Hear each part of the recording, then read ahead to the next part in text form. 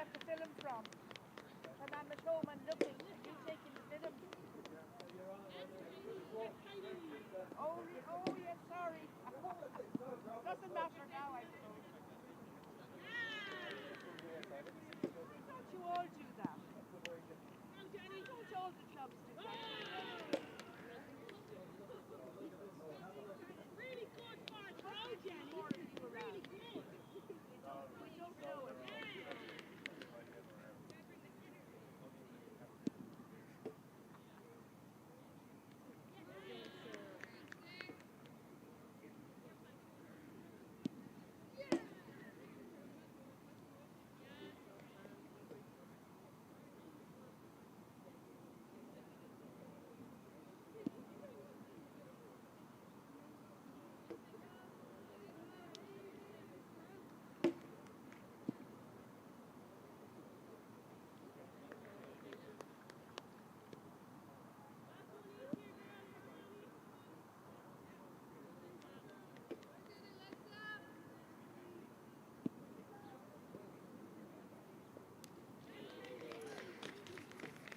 Welcome to Pembroke Cricket Club for the Sprint Coatings Minor Cup final between Rush Cricket Club and Clontarf. It's Rush seconds taking on Clontarf thirds in this hotly anticipated final.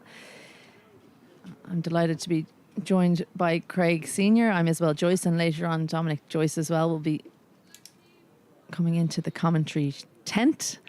And really excited to see two very young teams taking part in a finals day. Always a highlight of the year, Craig. Very much so, and it's a great opportunity for these young players to make their mark and to start their ascent towards club legendary status. Always good being a cup final, and it's great to see these, as you say, two very young teams. Often you'd come up against teams, especially at this level, where there'd be, should we say, a couple of more experienced players. But on this occasion, youth seems to be winning out the day. Youth and lots of family members taking part. Eileen Foley and Catherine Foley, the sisters, the captain and the wicketkeeper. Mabel O'Donoghue and Megan O'Donoghue, also sisters, and then Elise Jones and Katie Jones playing for Rush. So very much a family affair. And on the Clontarf side, it's a family affair, but more so between parents that would be well known around the traps in Leinster cricket and their daughters playing. So Megan McGeer, Cecily Dixon's daughter, Holly Erskine from the Erskine clan, her sister Laura Granger, that's her married name, she's an Erskine, Charlotte Sinnott, that's Keith Sinnott's daughter, Lucy Webster, whose dad plays over in civil service, Yvonne Sinnott, whose dad is Ian Sinnott, and then Ava O'Reilly and Sarah O'Reilly cousins, and very much part of the scenery in Clontarf. So brilliant to see that the tradition of cricket is being passed down through the generations, and it's very much something that you see in Irish cricket in particular, Craig, that family members continuing and bringing on the mantle of cricket within their families. Well, we're all well aware of what a small community the cricket community in Ireland is, and as a result you do find that there are dedicated families keep producing the conveyor belt of talent throughout Leinster cricket. And in fact, with yourself and Dom in the box today, there's another family connection. Well, we just had to keep it going, didn't we? It was the theme of the day, so that was why that decision was made, I'm sure. So it'll be Rebecca O'Donoghue who'll be facing the first ball, being bowled by Alyssa Pasley.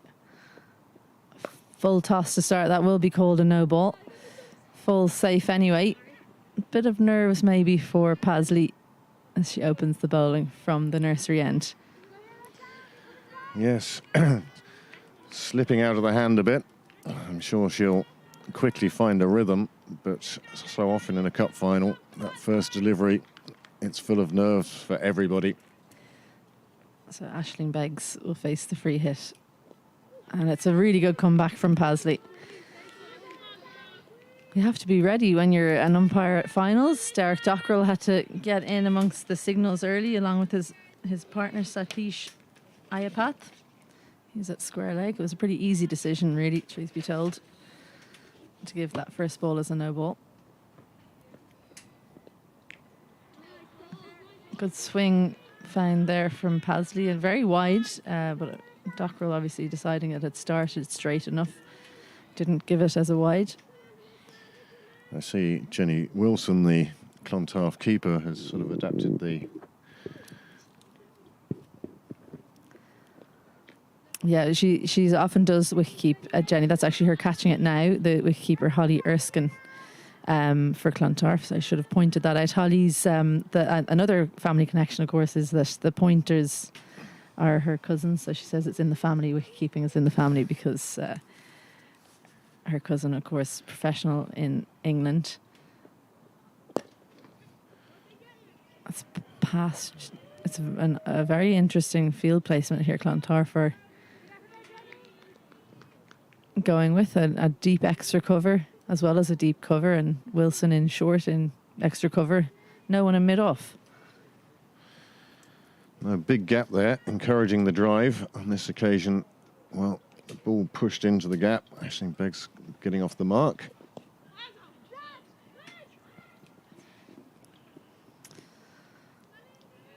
Stuart Pointer it is. That's the cousin of Holly, as well as Andrew Pointer, obviously. But Stuart Pointer, very good wicketkeeper. Very unfortunate for us that he decided not to play for Ireland. Stuck with his county cricket. Nice delivery. Finishes the first over. It's like an episode of Who Do You Think You Are? Yeah, there's very few that don't have a family connection out there. Don't want them to feel left out either. It's not a must. Absolutely can take it up if you're not if you don't have family that plays, and there are a few that are on the field as well. That's the case. But this is Ava O'Reilly who'll open the bowling from the St John's end.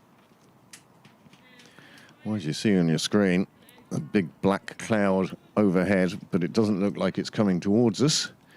So hopefully, considering the weather we've had since, I don't know, halfway through July, it's amazing that we're still playing cricket and not water polo at this stage. There were shots of grounds on Friday and Saturday, all underwater. Malahide, Railway. So great that we've managed to get to this stage with a final on. Oh, a somewhat wide delivery again, and fumbled behind the stumps, but Rebecca O'Donoghue decided not to take the single.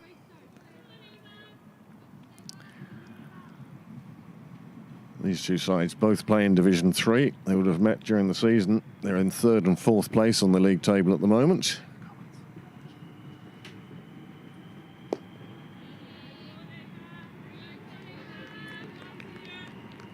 That one just played back down the pitch. Well, something that I find interesting about this finals day, Craig, is that the teams are playing on grass, and actually they would play most of their cricket on artificial surfaces, so that adds an element of difficulty for them at this stage of the competition. Yes, so you don't have the automatic true bounce of an artificial, and on grass, of course, a bit more turn, a bit more seam, and it can just prove problematic for batters making the change up to this, to playing on grass. But Yeah. Still, the way it should be in a final. Oh, 100%. It's a great challenge for them.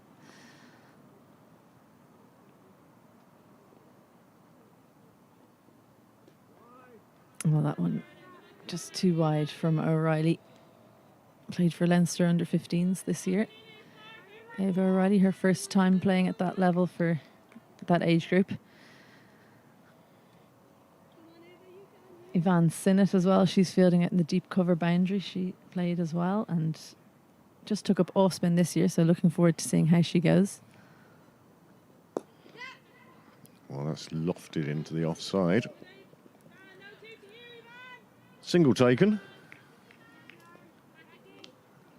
Good backing up. Good to see people awake, especially on a cup final.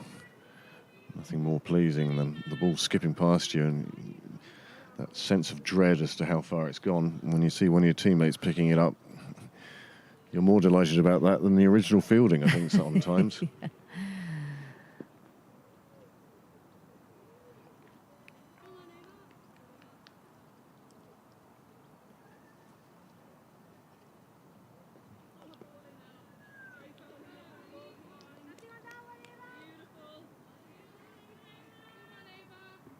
So she has bowled two sides of the wicket this morning, Ava O'Reilly, but her length has been pretty good. I think that's why she hasn't gone for too many runs. Just the two in the over so far, one wide and one single.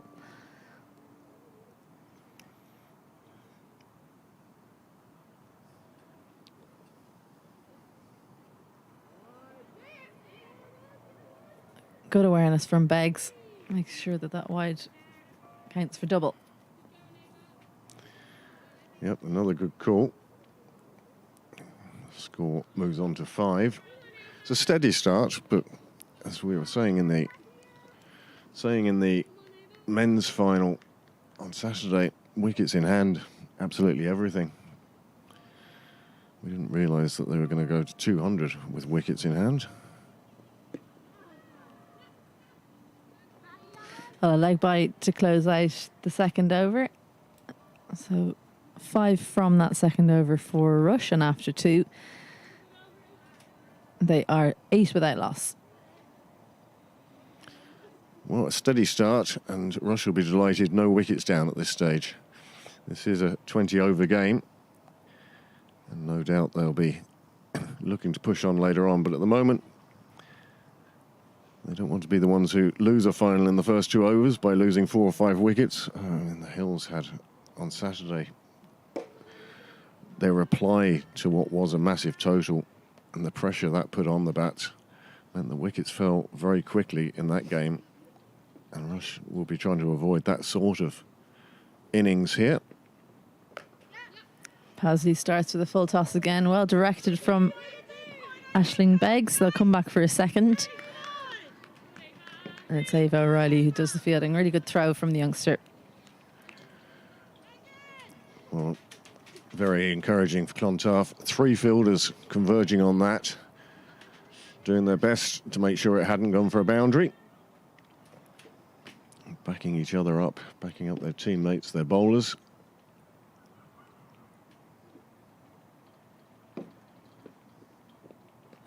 Well, that's a very good delivery. Perhaps not the one for that shot. No, I think that was, she was thinking about the previous delivery, wasn't she? And still had that shot in her mind.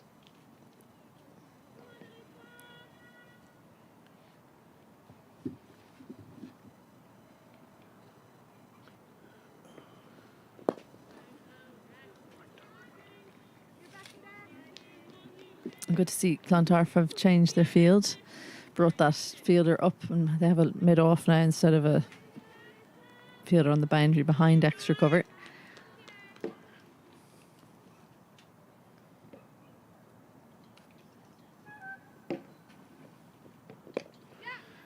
A quick single, that's Caitlin Gray. They actually have 3 wicket keepers in their team, Clontarf. She's one of them, Caitlin Gray, and Jenny Wilson, who's an extra cover, along with Holly Erskine. So it must be difficult for them to pick who they're going to have behind the behind the stumps.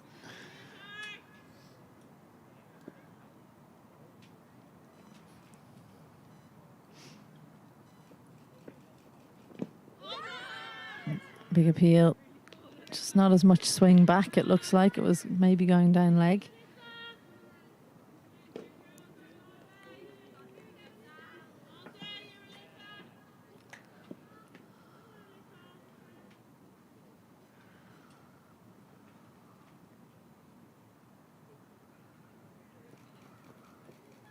Another full toss. This will be another no ball. And Rebecca O'Donoghue, well, there's a bit of a theme. She hits them for 1, and then Aisling Beggs gets to face the free hit. This is the first of 2 finals we have on for you today in Pembroke Cricket Club. This is the Minor Cup final between Rush, who were sent in to bat by Clontarf, and later on it'll be Pembroke on their home turf against Marion. Another big full toss, and that one, well, that was excellently fielded by Ava O'Reilly. just struggling, it looks like, with a bit of a wet ball, Alyssa Pasley. Just seems to be slipping out of her hand a little bit. Umpires chatting away in semaphore.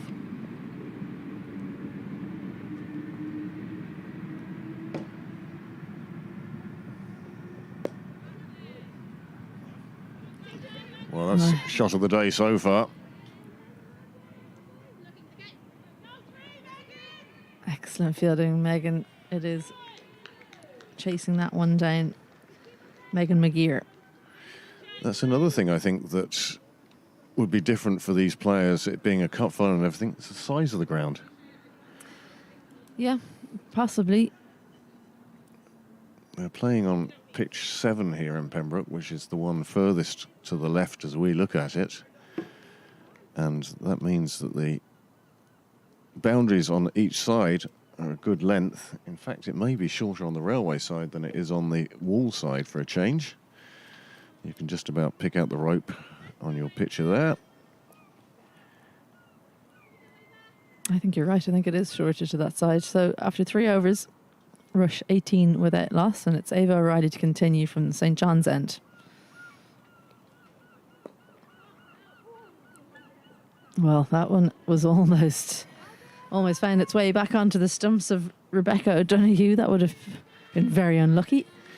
Well, she went chasing out after a wide one. The stumps were in no danger until she started to divert the ball with the edge of her bat. But she gets away with it on this occasion.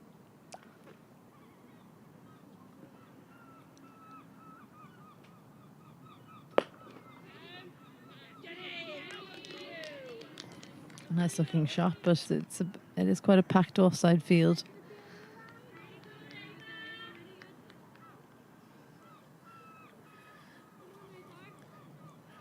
And the good thing is about these fielders on the offside is they're not just sitting back on the ring, which would be an easy single each time. So they're actually fielding close enough to try and cut off those singles.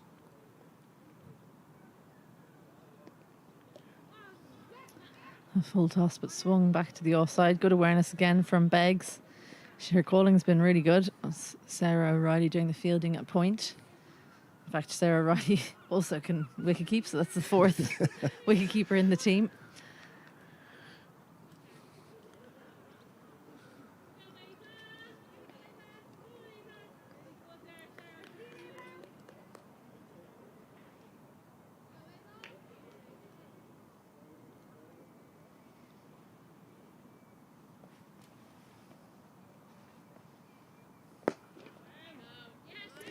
Good strong shot, but Jenny Wilson, really excellent movement by her and good pickup in extra cover. That could end up being a very important fielding position.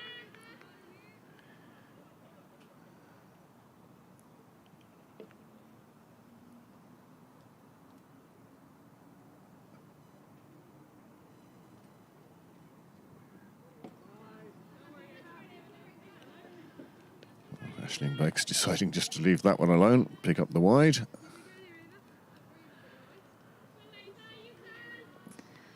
Yeah, just struggling a little bit here, Ava O'Reilly.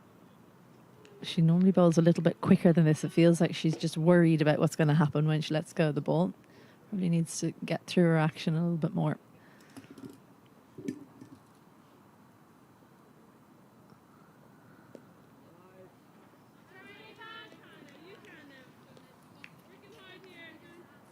Slight overcorrection there, I felt.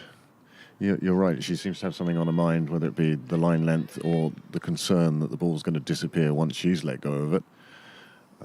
She just needs to relax into it, really. Yeah, go through her processes. Well picked up, but well fielded by Megan McGeer as well. All of these players will have played up divisions as well. It's a feature for Clontarf. They have 3 teams, but very young across the board. So they will have all played up into Division 2 and Division 1. So not afraid of a strongly hit ball.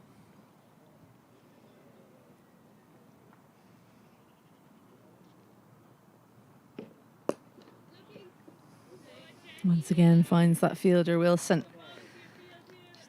Great work for her team in there in the covers. So after 4 overs, Rush are 22 without loss. Well, it's a good solid start. Everyone seems to be easing their way into the final. I'd say that the nerves are starting to dissipate now. The urgency of the game in progress often just, you don't have time to worry. And that seems to be the stage we're reaching now. But a good start from Rush, 22 runs on the board, no wickets down. But Clontarf's fielding's also been top class so far. Nothing has been misfielded. No, I think it's their extras are letting them down a little bit at the moment. It's a few too many no balls and wides, and only 13 off the bat so far. So that tells its own story with the total on 22.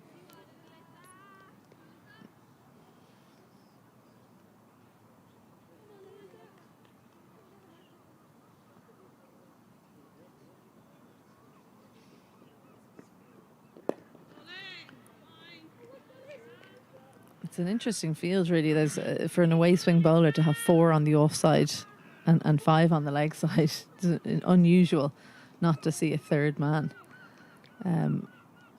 when Paisley does swing it away.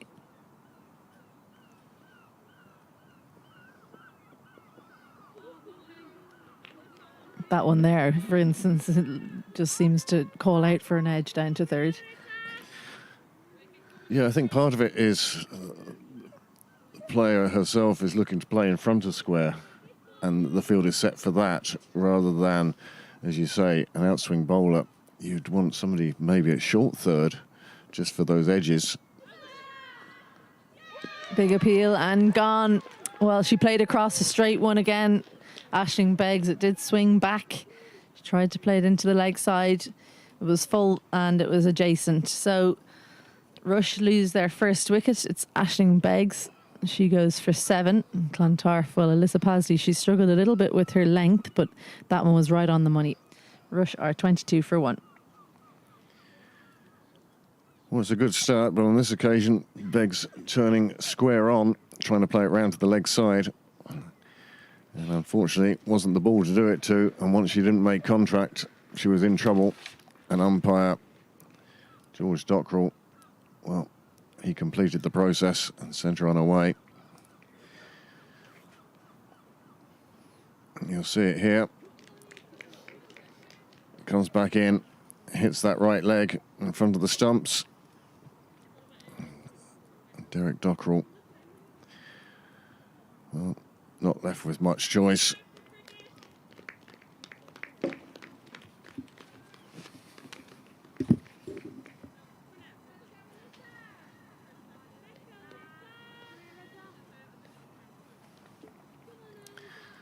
So first wicket down brings Aisling McCormack to the wicket.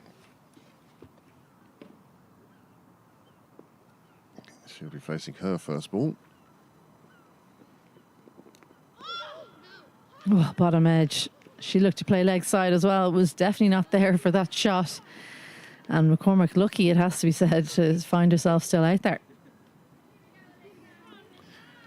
On such small margins, games turn. First ball inside edge.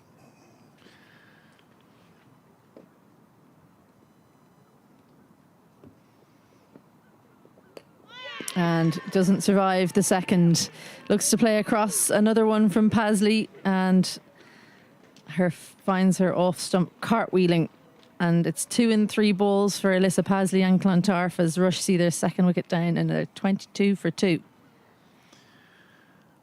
The old Richie Benno score, 22 for 2. But it's a lovely delivery. And McCormack, she hadn't really played herself in. The first ball, she had an inside edge on. The second ball, she didn't even get the inside edge, and it took her off stump.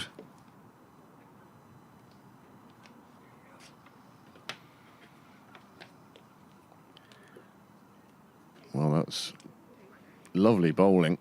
It pitched on middle and took off. McCormack seemed to be wanting to score from that delivery instead of just keeping it out. And the third stump lying on the ground tells its own tale. And 2 wickets down, just 22 on the board in this, the 5th over.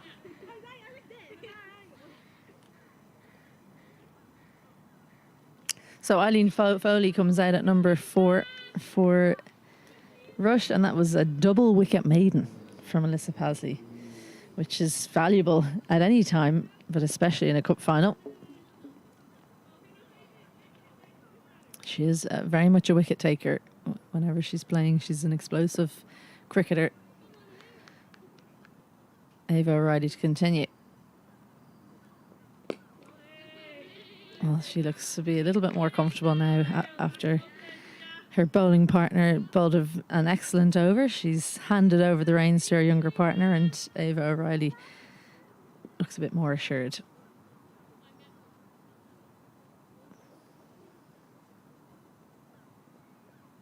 Oh, well. There's a couple of modes of dismissal that could have come into play there. Just about missed leg stump. And Rebecca O'Donoghue, her back foot straying outside, and Holly Ruskin just not quite able to take the bails.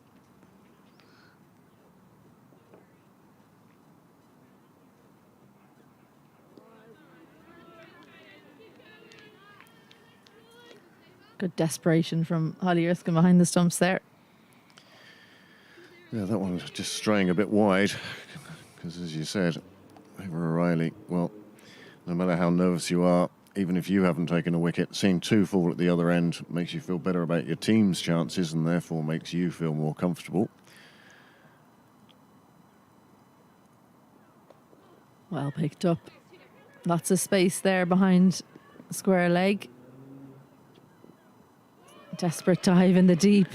Brilliant from Lucy Webster. Alyssa Pasley will keep that one down to 3.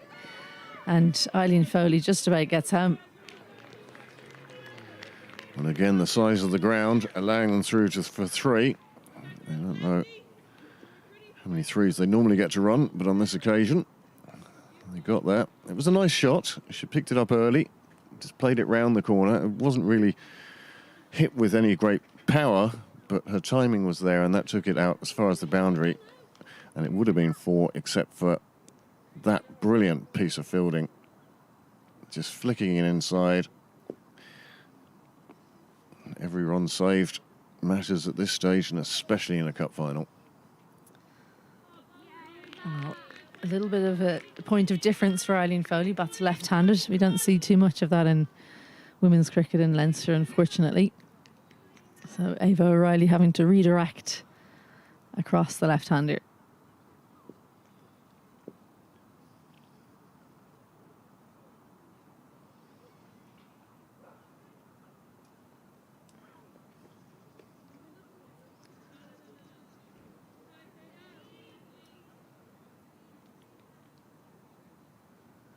So just the one delivery left in the power play, and it feels like Rush were on top after 4 overs, but Clontarf really coming back strongly in the final 2 overs of this power play, the Sprint Coatings Minor Cup final.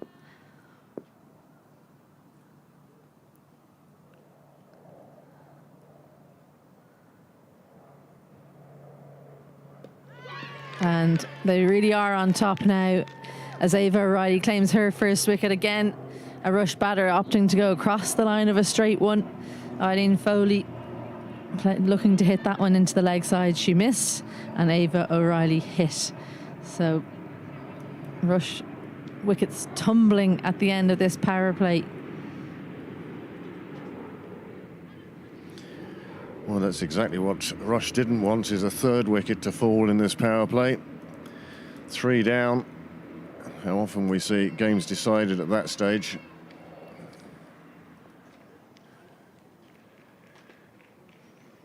And that's another lovely delivery. And again, bowling stump to stump. And if they miss, you hit. And that one just, well, tickling middle, but smacking into off. She thought it was there to be picked up and pulled round to the leg side. On this occasion, she didn't get that right. And that's 6 overs done. And we'll get our first change in the commentary box. Tom Joyce joining me now. Well, that was some power play. Well, it looked like Rush were coasting along after 4 overs, and then 3 wickets in the last 2 overs have given, I think, Clontarf that power play. It'll be interesting to see how Rush go from here. They need to kind of rebuild, but again, it is only a 20-over game. It's hard to know what a good score would be, especially in a final. Scoreboard pressure for the second innings can always come into it. And the new bat, Catherine Foley, has come out to the middle to join Rebecca O'Donoghue. And a change of bowling as well.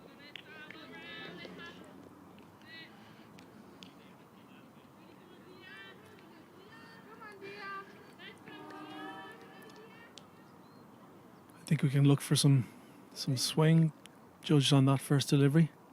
Probably back into the right-hander.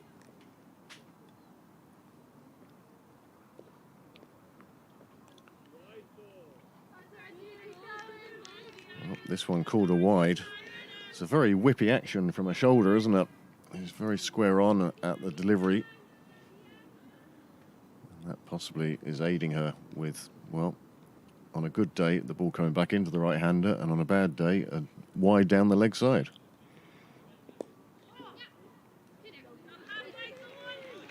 Well, this one runs off the edge down towards third. It's followed and chased down, but they'll pick up 2 runs, and Rush will be glad to see the scoreboard moving again after those last 2 overs where, well, they were 22 without loss after 4 and 26 for 3 after 6. Those last 2 overs did make a big difference.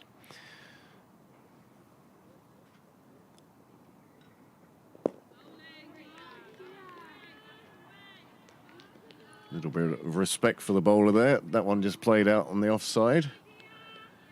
Yeah, I think the feature of the first 6 overs for me has been the Clontarf fielding. Absolutely excellent.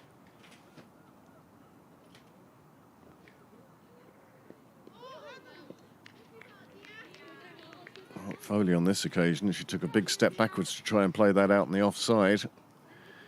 Wasn't really there for her. She's been really cramping up the batters for room, bowling really wide of the crease and angling in, a little bit of swing.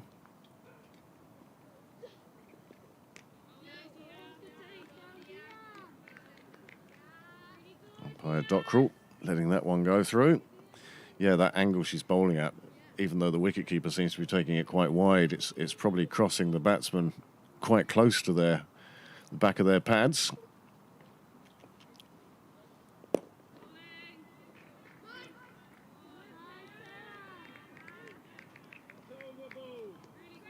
And what a good over it was. Just the 4 runs coming from it, 1 extra, 3 off the bat. And the score has moved on to 30 for 3. As I say, I think Rush will be delighted that the scoreboard moving again. Well, there's the card so far. Well, as you mentioned earlier, it's hard to know what a good total is here. It's a used pitch. It's a very used pitch at this stage.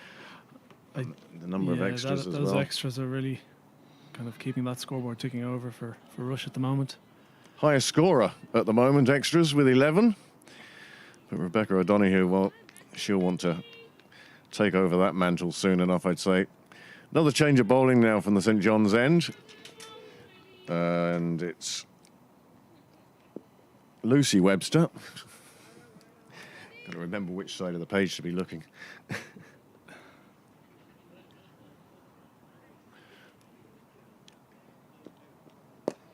It's in the air, and it beats the fielder on the ring. It's running down to the rope, and that is the first boundary of the day. Well, risky shot, but sometimes you've just got to take that on. I think it's got to that stage, isn't it? 30 for 3 off 7 overs. Rush need to press the accelerator, I think. I think actually from Rush's point of view, they just need to get Rebecca O'Donoghue on strike a lot more. Only faced 16 balls from the first 7.1 overs, so excellent intent there. And just dropping over the head of Diasiam at mid-off there. Lovely shot, and as I say, the first boundary of this cup final, this Sprint Coatings Minor Cup final.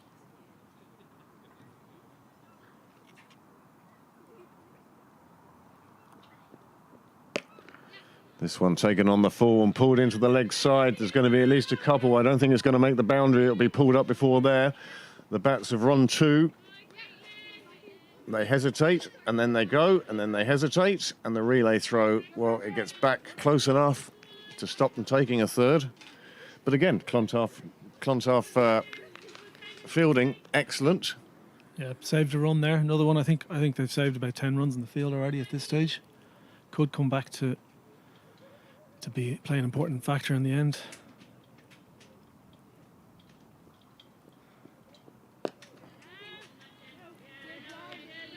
Well, it's that short cover again. Even just that position, I think, has saved 6 or 8 runs in these opening overs. Well, it's no surprise, given half the Clontarf team are wicketkeepers, that they've been very good in the field.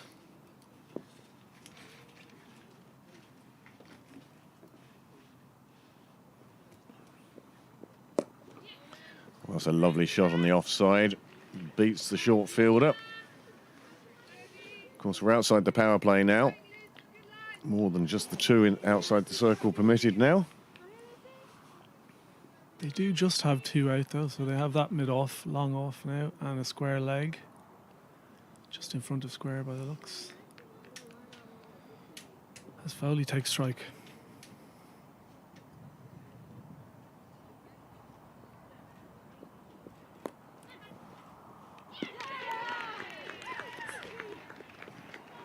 Well, Foley departs. She saw one outside her off stump. She didn't really get across to it, and as a result, with the bat there by itself, it could only lift it out to point, and the catch is taken. And the 4th wicket falls with the score on 37. And that's tough now for Rush to come back from that. As you say, Craig, just leaning back on that drive a little bit. As a result, the ball just kind of slices up straight to Sarah O'Reilly. Nice catch. Well, first wicket for Webster as well. You can see footwork not really there, and the bottom hand coming through, and all she could do was lift it to point. Nice catch taken. No catches at gimme in a cup final. And that one was taken quite handily, and Rush now find themselves 4 wickets down. In this, the 8th over. Well, it just makes it difficult coming to the end of the innings then for them to be able to take on the bowling with so many wickets down already. Well, as you said, keep those wickets in hand and you can go big at the end. Obviously 4 down now, nearly 8 overs gone, so Rush might have to consolidate a bit here. Again, very hard when you have such a tight ring field and all of the fielders really eager to get the ball by the looks of it. Well, that's it. They do seem up for it and up for a cup final. And their fielding so far is showing that perfectly. Even when the ball does pierce the ring, it is chased down by a pack of fielders rather than just isolated ones. Everyone willing to help their teammates, whether it be with a relay throw or backing them up. And it's good from Clontarf in the field. It is. They look a really well drilled outfit here.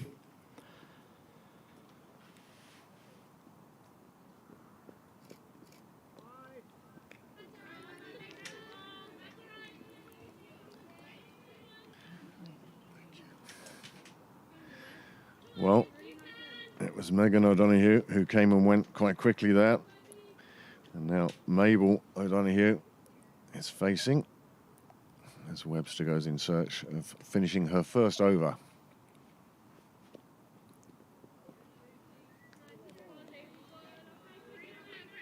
Just started to get a little bit of shape. Webster away from the right-hander. That one keeping a touch low. Something to keep an eye on, I think, for the second innings and the second game to come. I was a bit intrigued by the choice from Clontarf to bowl. Generally in a cup final, especially with a used pitch, you'd want to bat and kind of use that scoreboard pressure in the second innings to close out a game, but it's certainly gone well for them so far in the first 8 overs.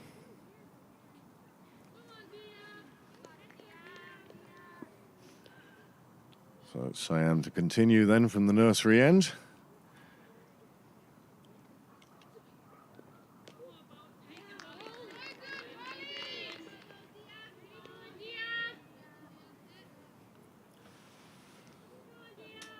Another good take from Holly Erskine down the leg side. She's been really tidy, mopping up everything. Always feel the lower you go on teams, the more difficult wicket keeping becomes, because when you're playing first team cricket or higher, you have a certain expectation the bowling is going to be there or thereabouts, whereas down at this level there's a bit more variety.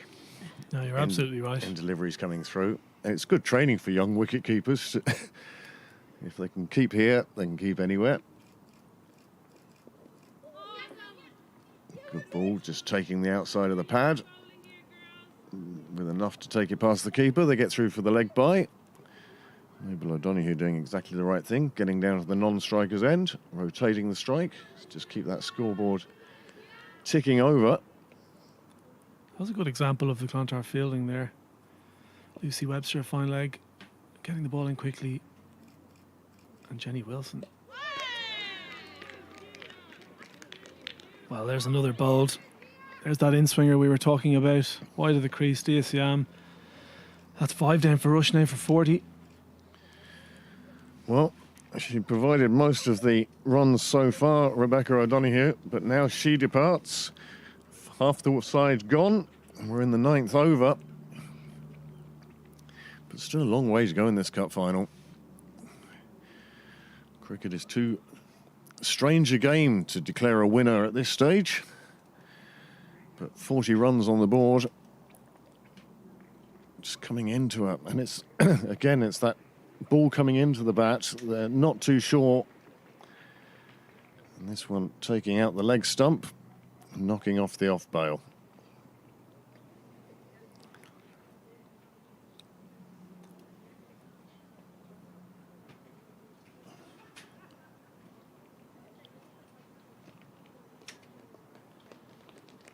Well, if Rush can somehow get themselves up to 75, 80, might give their bowler something to bowl at. Seems a long way away now, though, doesn't it? It does. It does. 40 on the board, half the side gone. We're still in the first half of this innings. And Rush are going to want to get something on the board that their bowlers at least have a chance of defending. And coming out to the middle now, Lauren Wild.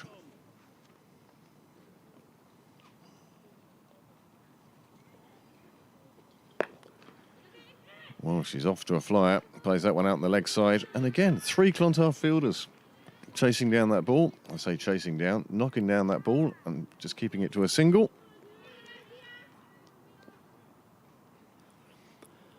Good fielding again from Clontarf, advancing it this time.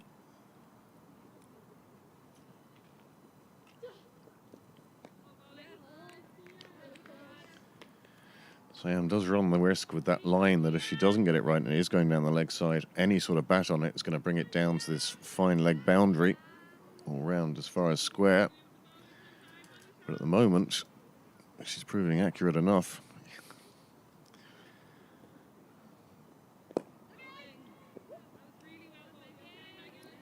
Well, Mabel O'Donoghue, she's taking almost an outside off guard there. But again, that may not be a bad thing for her in that if she knows she's got the stumps covered, that ball coming in so sharply, maybe she feels she can deal with it better that way. Maybe that's the way she always takes guard. Obviously running that risk of the LBW. But as you say, can use the pace and play it into that leg side, potentially. That's something to keep an eye on.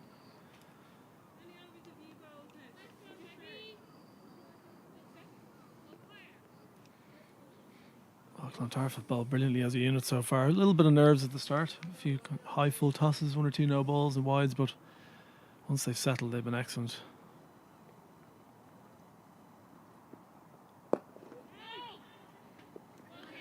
Wild playing that one down to mid-on. No single taken.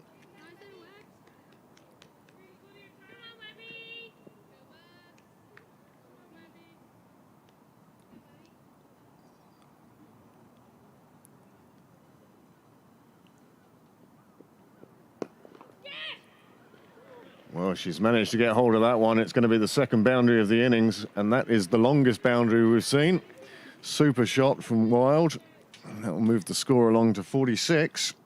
They needed that.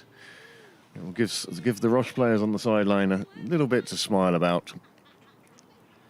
Just need to build a bit of a partnership here, Rush. As I said, get something for their bowlers to defend in the second innings. It's a cup final, you just never know.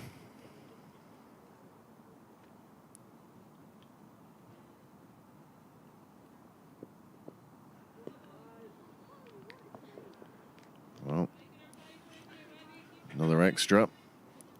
These extras, well, they could prove vital to Rush at this stage. There's the 4. She reached out for it. Just guided it down there. As much timing as power.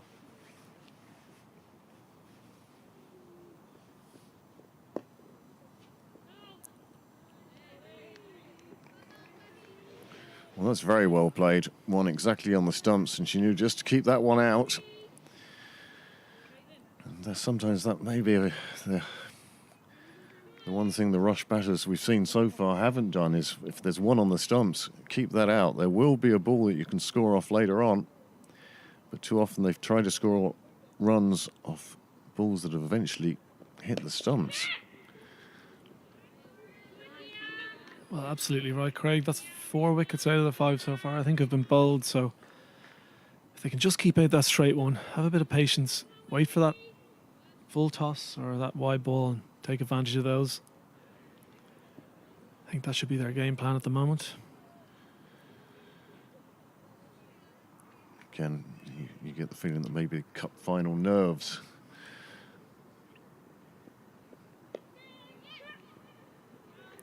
Played away on the offside, just behind square. They'll take the single. Yeah, often, I mean, we were surprised that Clontarf decided to field because, as you say, in a cup final, often it's good to put a good total up. Rush wouldn't have been too upset at being put in because they then have that chance of putting up a good score and having scoreboard pressure. But as a captain, I often felt, and especially I used to do it the first game of each season, when you're fielding, you're out there as a team. You've all got each other's backs. You're all looking after how things are going and looking after each other. Whereas batting, it's just you and your partner with everyone else against you. And then if you depart, it's somebody else and their partner. There's no sort of cohesion amongst the team. And I often felt that fielding first gave you a chance to just establish that teamwork ethic so that when you were batting in the second innings, you were more prepared, I suppose. But that could possibly explain why I never played higher than Division 5. Well, honestly, I've never thought of it that way myself now at all. I think, like most teams, you just win the toss and bat a lot of the time, don't you? I have noticed, certainly in men's senior cricket, a lot more teams are opting to win the toss and bowl. I think the wickets in general have got so much better over the last 10 years. I think that's kind of seems to be the case where you can kind of chase anything, and it's good to know what you're chasing. And again, you talk about the standard of wickets across the province improving tremendously. I do have to mention Dale has dealt with, I don't know how many millimetres of rain over the past couple of weeks, and yet has still produced super wickets for cup finals and an outfield that really the ball can fly across as we look for a run out here. Oh, not quite. Direct hit would have had her in great trouble. Oh, Jenny Wilson there, she's been brilliant all day so far. Nearly with the direct hit. And again, it's that short position on the offside. It's creating opportunities as well as cutting off runs.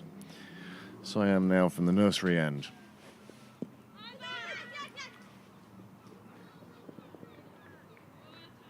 Well, I thought I heard a stifled appeal in there somewhere, but it was drowned out by other noises. It's definitely going down leg, and I think that's why the appeal was by one person and one person only. 50 on the board now for Rush, and that will be the first landmark they'll be pleased to have reached.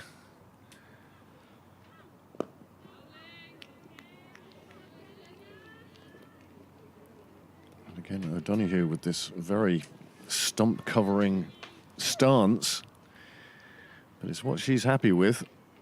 Well, look, like I said, 4 people have been bowled so far. She's probably ruling that one out.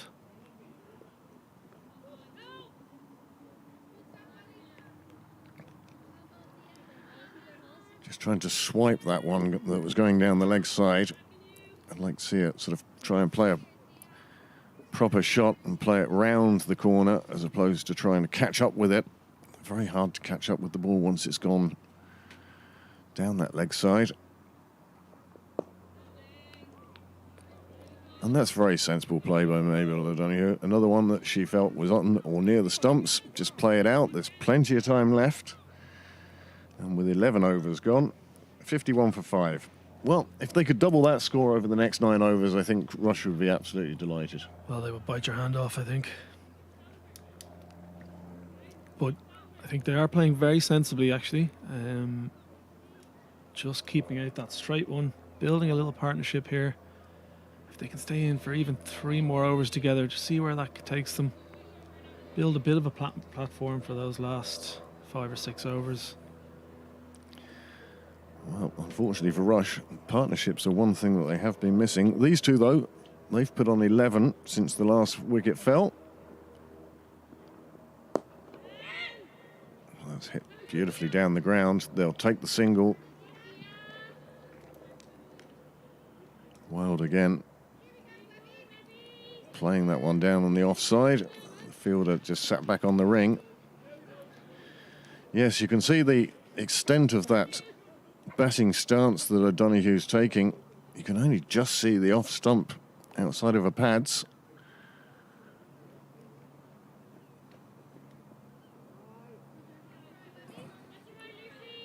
Well, her stance would have had to be even further across to get anywhere near that one. Signalled a wide by the umpire. Another one onto the total. She is just leaking out to the offside a bit, Webster. She is getting that outswing, excuse me. Just needs to get a bit of a straighter line to start off with. Just like that one. Just to take you back on what you said, Craig, about Dale and the ground staff. Obviously, he is involved in Marion as well, and I think obviously Dale and his crew do great work, but also the clubs for investing in their drainage, I think, is important. Yeah. Unfortunately, we have got a hell of a lot of rain. Nice delivery. Well, that one pulled O'Donoghue across the stumps, even further across the stumps, as she tried to play that out in the offside, but it just swung away from it. Again, you can see the base of a bottom of a bat is a good sort of 2 stumps outside off stump. Well, I wonder, is that a deliberate ploy just for today, or is it Well, regular? pulls that one round to square leg. They get through for the single.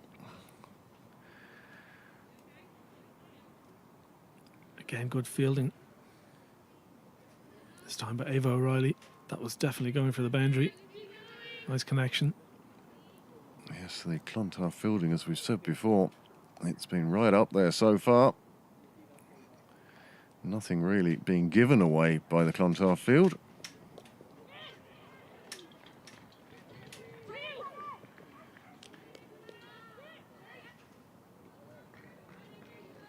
On this occasion, played round down to the clubhouse, 2 more onto the board.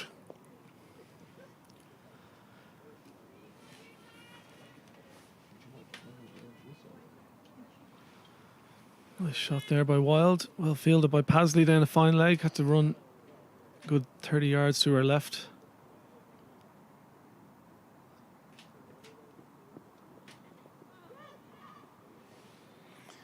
Wild again coming round on one that was on her body. Didn't get as much as she wanted, but picks up the other single. And that's the end of the over. The score has moved on to 57 for 5. And we'll have a change in the commentary box, and we'll get back to the family connections.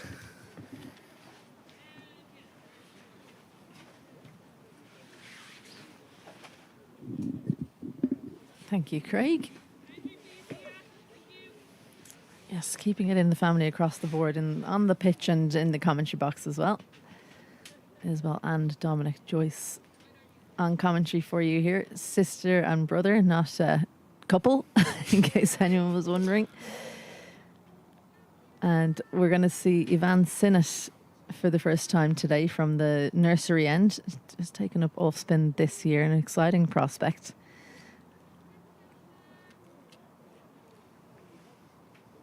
Plenty of bowlers to choose from for captain Laura Erskine.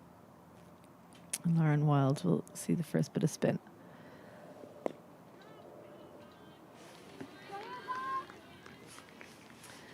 She's a good batter to have coming out at number 7 for Rush, Dom, because she looks to have a bit more power than perhaps some of the top order.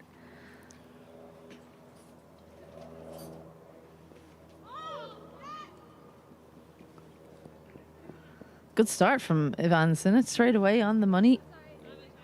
Excellent start. I think some of the other bowlers have been a little bit wayward, possibly nervous in their first few balls.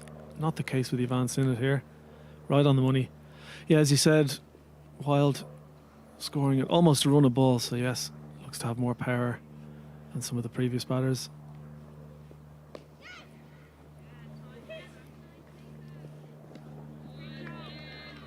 Well, they've run really well, these two, because actually they've hit the fielders quite a lot, and Clontarf pick up quite well, but they haven't managed to affect any run-outs. So it just shows the communication and understanding between these two.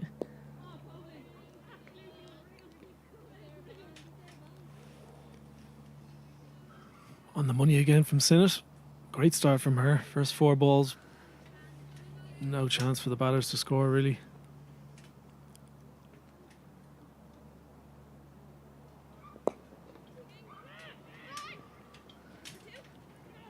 That bit of extra power just working out there for Rush and Lauren Wild.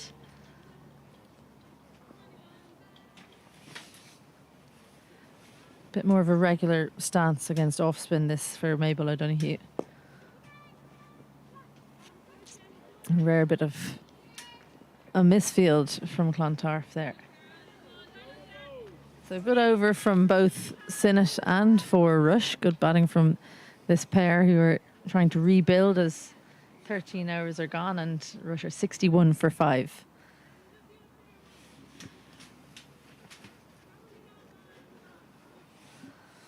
I think it's going to be another O'Reilly. This is a cousin of Ava O'Reilly, Sarah O'Reilly, now going to bowl. She bowls similar to Ava, away swing.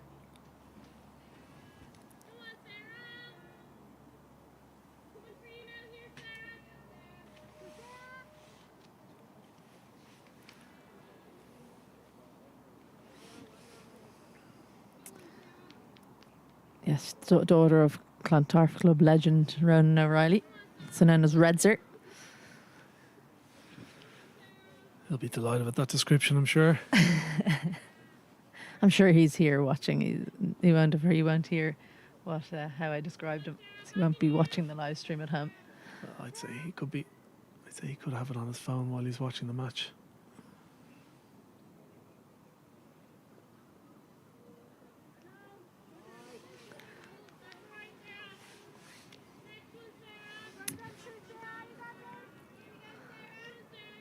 Bit of a theme at this level that bowlers will start out with an extra as they just take a bit of time to get into their spells.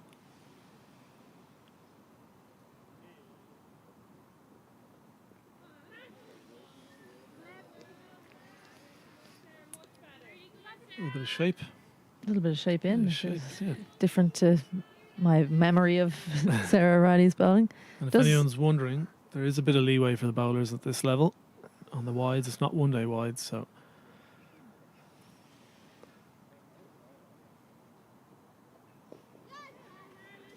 Well picked up round the corner, but protection in the deep at fine leg.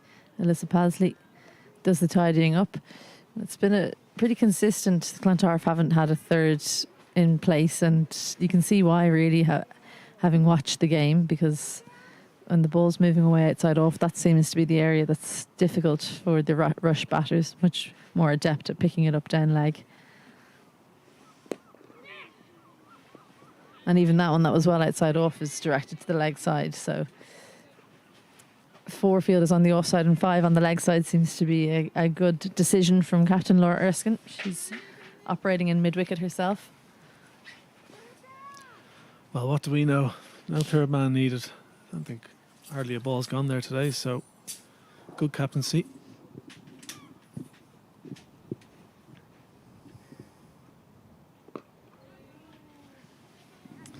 Well, when deciding how to set a field, I often tell bowlers, you're the one who's seen every ball you've bowled, so you should know probably better than most what fielders you need. And I think Laura Erskine's played a lot of cricket. She's captained this team for a number of years now, so she should have a fair idea where the batters at this level are likely to hit it.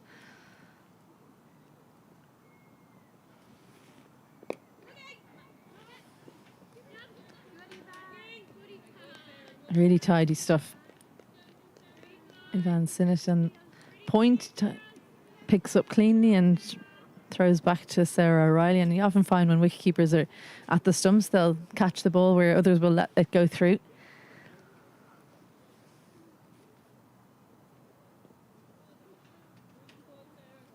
Good movement behind the stumps from Holly Erskine to keep that to a dot. So a good start from Sarah O'Reilly, 3 from that over. And after 14, Rush are 64 for 5. Good rebuild though. They were 40 for 5. So 24 has been added to the total for this partnership. It was much needed because I feel like if Rush can get to 90, 100, it could be quite a competitive total. They've got quite a strong bowling lineup. The two Joneses, we're yet to see them with the bat, but they're both very good bowlers. In fact, everyone pretty much on the team bowls, but Lauren Wilde, who's facing now, would be one of the strong bowlers in the team. Aisling Beggs as well. We saw her opening the batting. And Aisling McCormick bowls stump to stump. So yeah, a good bowling lineup to come.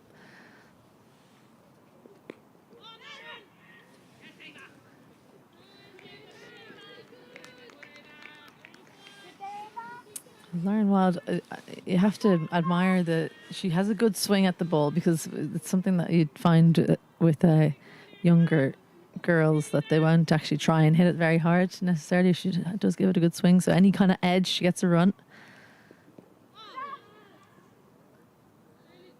I think also Lauren Wilde, what she's done is just keep the good balls out. She's just been prepared to defend those straight balls and just wait for a chance. A bit of patience. Mabel O'Donoghue as well. She's defended well.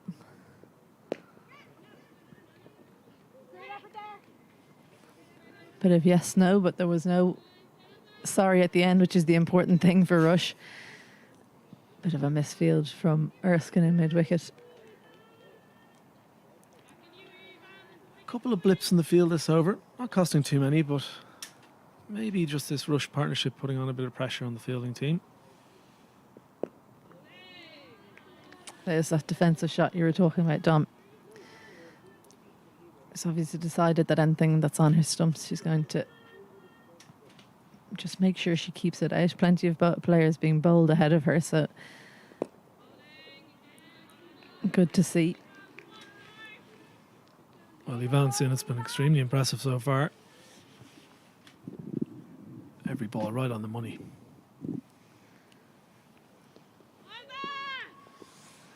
Well, just as you say it, one down leg side, but not too costly. An excellent over from Sinnott, 2 singles from it. And after 15, Rush are 66 for 5.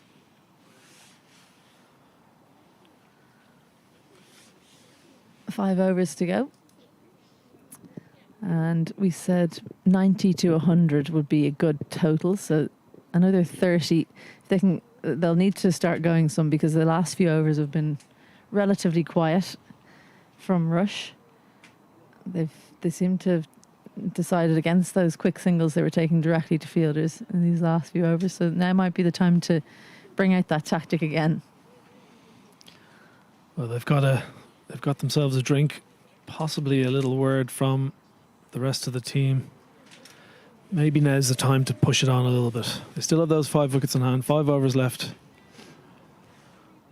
We might see some more attacking shots this over. I always wonder what it is they're discussing in the middle. Are they talking tactics? Are they telling each other they're doing well? What's being told to each other? Sarah O'Reilly to continue. Well, that one's loose, and that will help the Rush total But Erskine does well, keeps it to just the one wide.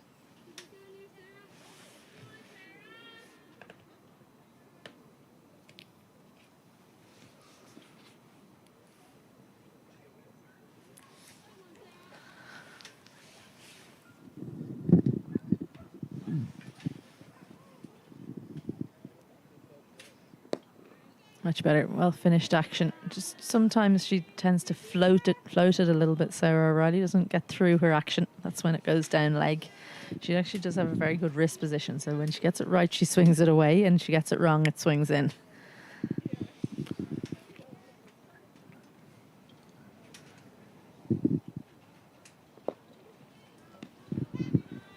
Another misfield.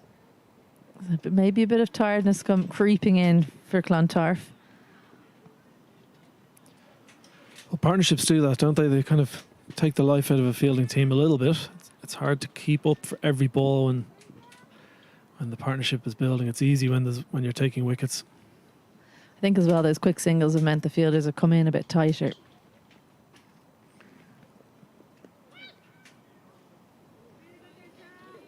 Yeah, so advancing it in a bit, probably a bit too tight in point there, and means the ball just getting to her a bit more quickly than she would like, and not able to pick it up.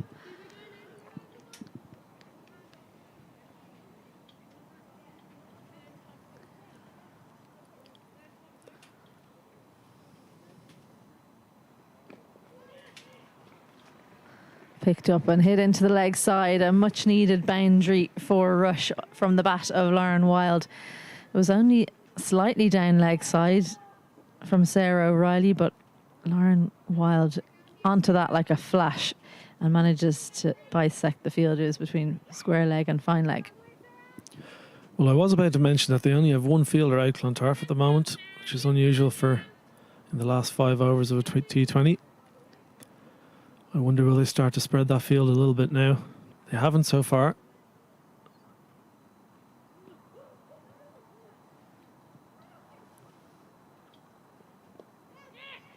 And another one hit into the leg side. Not as clean this time, so it does just find its way down to fine leg. Well, for me, it's when you've got they've got two fielders basically in mid wicket. So why not send one of them out to the boundary? Here's that boundary ball. Picked up with power.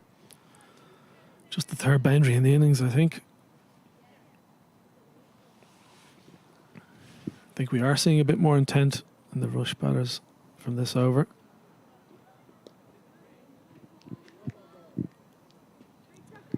Well, Holly Erskine's really helping her bowlers out here. Good movement behind the stumps from the wicketkeeper. 7 from that Sarah O'Reilly over. 16 overs gone, and Rush are 73 for 5. 24 deliveries left. So is the focus boundaries or singles? Well, if they continue with the field Clontarf of having nearly everyone in the ring, I think kind of singles are almost ruled out. I think they do need to look at those boundaries. Need to get Lauren Wilde on strike most of the time if possible. She scored nearly a run of ball, 18 off 22 so far. Yvonne Sinnott. Well, that one just came through a little bit more quickly. And Holly Erskine not able to collect, but Dia Shamd as well. Almost in a long stop position here, just slightly fine leg, but pretty much behind Holly Erskine.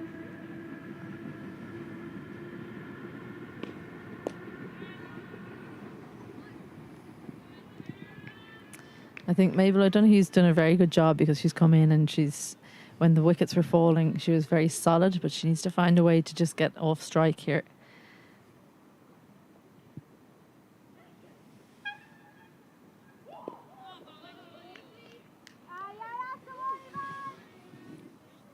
So impressive again from Sinnott.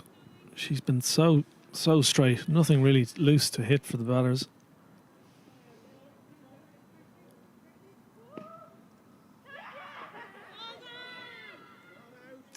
Well, that one was definitely going down leg side, but worth asking the question of Derek Dockrell. I think something that's really clear from just Yvonne Sinnott's bowling in this game, because she's an off spinner as well, is just the strength of the game improving across the province, because you rarely would have seen any spinners at this kind of level before the last couple of years. You pretty much just get people bowling medium pace. So it's great to see different types of bowlers in the air, and it's going to fall safe. Laura Erskine couldn't get onto that one. Difficult chance, and an excellent over again from Yvonne Sinnott. Just the 6 runs from her 3 overs so far. She's doing a great job for her team. 17 overs gone, and Rush 75 for 5. Well, from Rush's point of view, they would want Wild on strike that last ball with a single for O'Donoghue, so she will keep the strike for the 18th over now. And I think now is really the time for Rush to go all out. They still have those 5 wickets in hand. 3 overs just left. Pasley back on here. A bit more pace to work with for the batters. And those are the bowlers that have been used so far. Alyssa Pasley up the top. She started off a little bit loose, but then took those 2 wickets in her final over. So 2 wickets for her. The other wicket takers are Ava O'Reilly, Dia Sham and Lucy Webster. But Yvonne Sinnott, her economy rate, excellent, along with Dia Sham. So those are the 2 that you would think should bowl another over each.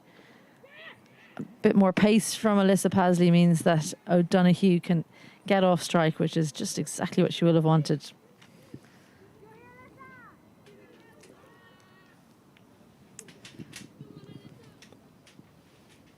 Still just the 1 fielder on the boundary.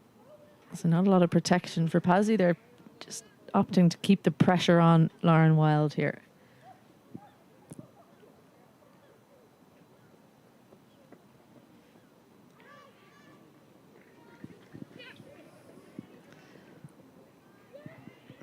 Good running from Wild. It's cut off by Sinnott, but she picks it up right by the rope. So a couple to the total. Yeah, I think, as you mentioned earlier, have those 2 mid wickets. I really think they should just drop one of them out to the boundary here. It's very much in the arc of Wild, isn't it, as well? It is.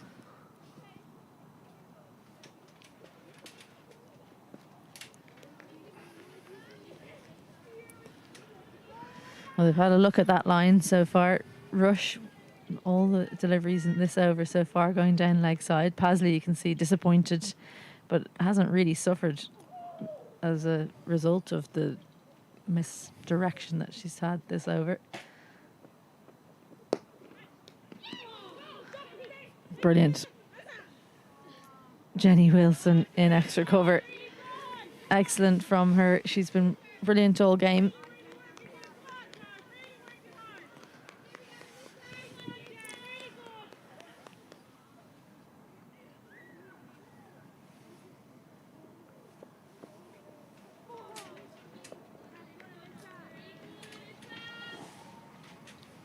Well, Lauren Wild, she's got the right intent. It's just been difficult to get onto these deliveries, and in some ways because of the way Pasley's bowling, it's a bit of licorice all sorts. You can't really tell where the ball's going to go, so you can't prepare for your attacking shot.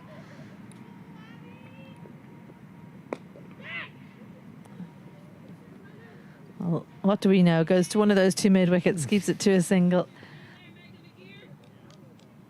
Megan McGear does the fielding.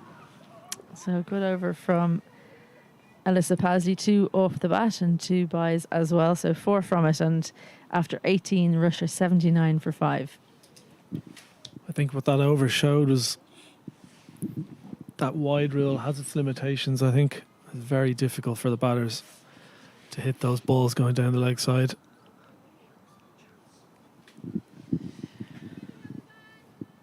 Well, she's been excellent in extra cover, but put that one down. A very sharp chance for Jenny Wilson. Managed to keep it to a single. I think that's what will please Clontarf more, in fact, that it went for no runs rather than that the wicket wasn't taken. Sinnott continues.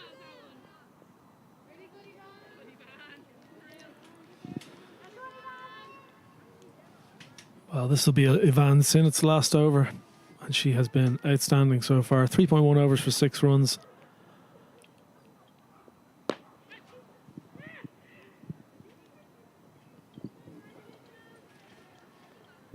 Yeah, she's been brilliant, hasn't she? And something that has been noticeable has been just the line she's bowled. It's been so straight, making sure that the rush batters can't attack her too much. And they're going to take on Alyssa Pasley mid-off again. That's 2 misfields and 2 balls. And they're going to come back for a second off that misfield.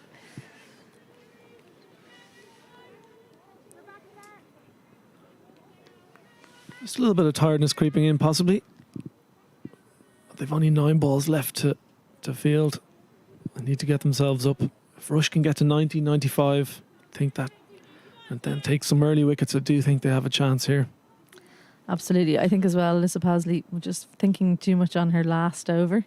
Still thinking about maybe how she wanted to bowl it.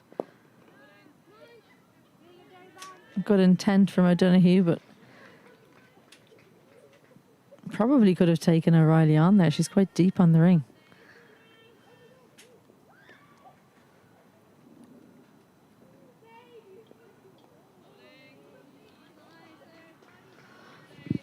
Well, a rare bit of width offered by Sinnott there. I think you could see O'Donoghue signalling she thought it should be a wide. I think I've sympathy for her. Well, it is going to be a wide this time.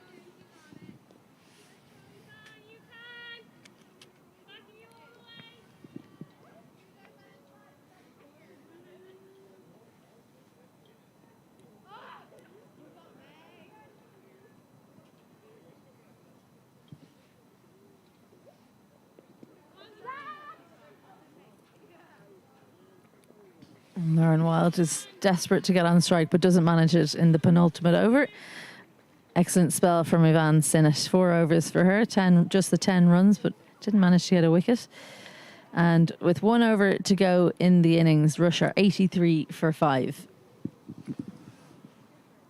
Well, just to take you back a little bit is, with your coach's hat on, why is it, do you think, that we coach people, I suppose, to kind of bowl seam up when they're learning to bowl? I'm guilty of it myself. I'm just interested what way should we approach it, potentially with spin in mind as well as seam, but maybe that's something we can discuss later. But clearly that's worked out very well for Sinnott there. 4 overs for 10, outstanding spell. So Pasley will bowl her last over. They take on the fielder. Had to hit. Did hit. Derek Dockrell raises the finger. They had to take on the fielder. O'Donoghue, unfortunately it was, didn't manage to make her ground. There's a good bit of fielding from Laura Erskine in mid-wicket. Was hit directly to her, but she had to hit, and she did. So the 6th wicket falls for Rush. Good partnership, though, between Mabel O'Donoghue and Lauren Wild, worth 43, in fact. So brilliant partnership from them. Doubled their team's score and some. So in the final over, Rush are going to have to welcome a new batter out at number 8 to join Lauren Wild. And unfortunately for Rush, Lauren Wild off strike because of this piece of fielding. Well, an excellent pickup. Got herself lined up with the stumps beautifully and direct hit. And once again, Isabel, what do we know? One of those mid-wickets getting the run out again.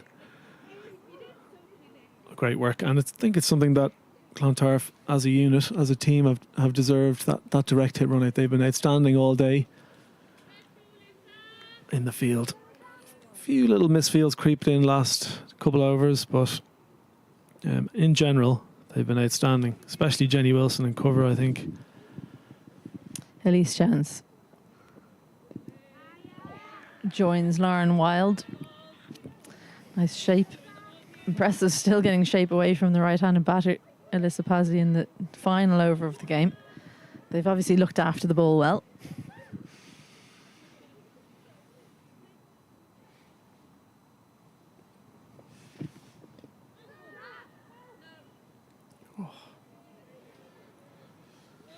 I think a big appeal there might have made a bit of a difference. I don't know. Last over, maybe they just want to get through. They're happy with the dot. Did they not hit it? I think there was an inside edge.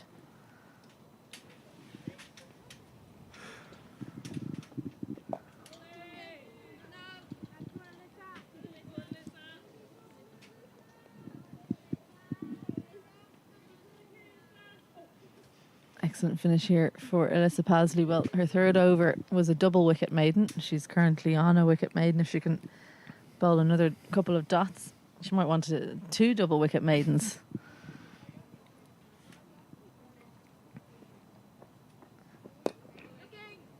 Well, I suppose the wicket was a run out, so can't really call it a wicket maiden for her, can we?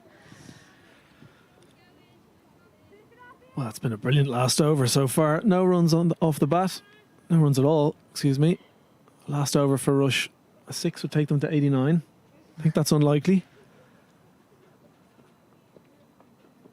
Well picked up from Elise Jones. Well, I think that extra fielder on the boundary would have been well placed for Clontarf. So after a number of dots, Elise Jones gets off the mark in the final delivery of the Rush innings with a boundary. And only time will tell how valuable that might be to Rush's attempt to win this Sprint Coatings Minor Cup final. They were sent into bat and Rush have made 87 for 6. Shortly we will see Clontarf look to chase that target down. It'll be 88 for victory.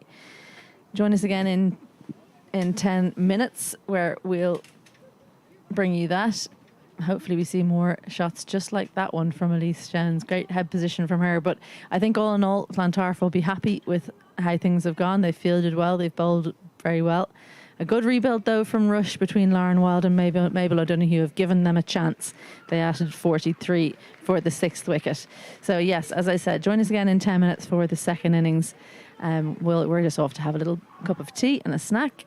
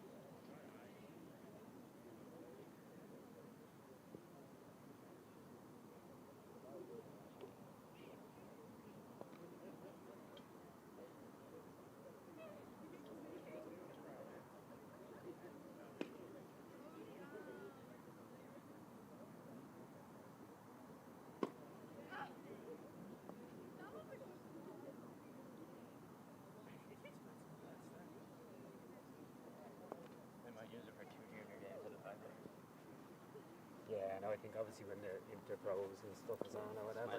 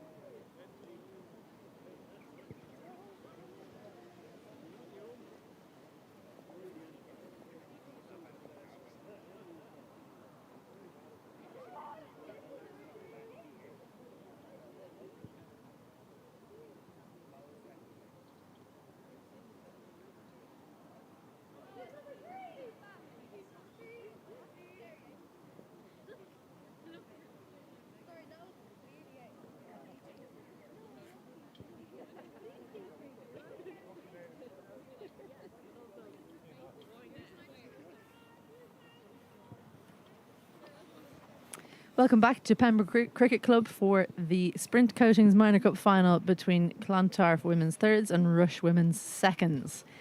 Earlier today, Clontarf won the toss and elected to bowl first. They managed to restrict Rush to 87 for 6.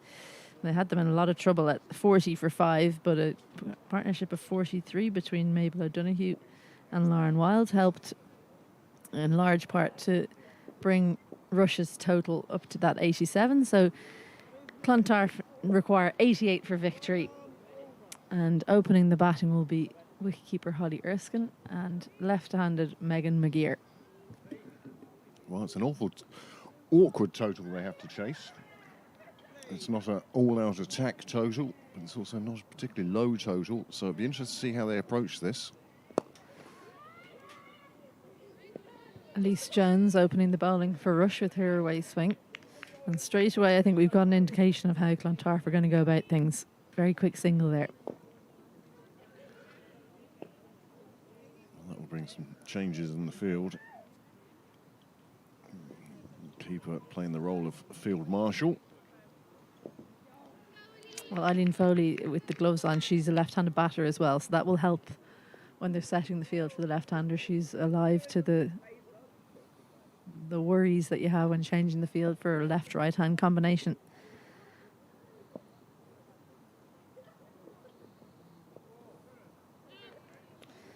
Well, 2 full and down the leg side, but no wide given, so not too costly for Jones.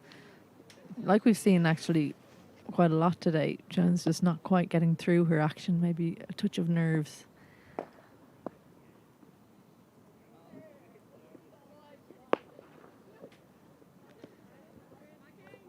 Well, brilliant fielding again. It's been brilliant all day from both teams so far. Anyway, I mean, it's only a couple of balls obviously into this innings, but very sharp fielding in mid-wicket from Rush. I get the feeling that fielder was specifically picked for that position. Obviously a busy one. But yes, the fielding, certainly the Clontarf side in the first innings. This one lifted into the leg side. It will just be a single.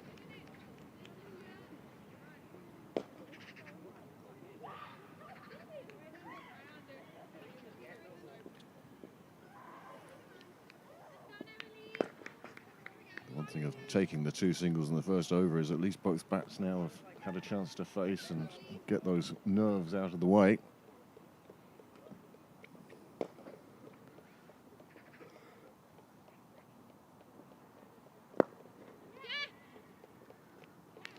Great catch taken by Lauren Wild at mid-off. Was full, and actually the contact was good from Holly Erskine, but the movement and the catch taken, and the fielding continues to impress in the Sprint Coatings Minor Cup final as Lauren Wild takes a much needed wicket as Rush attempt to restrict Clontarf here. Well, that's just the start that Rush would have wanted. One of the openers back in the hutch in the first over.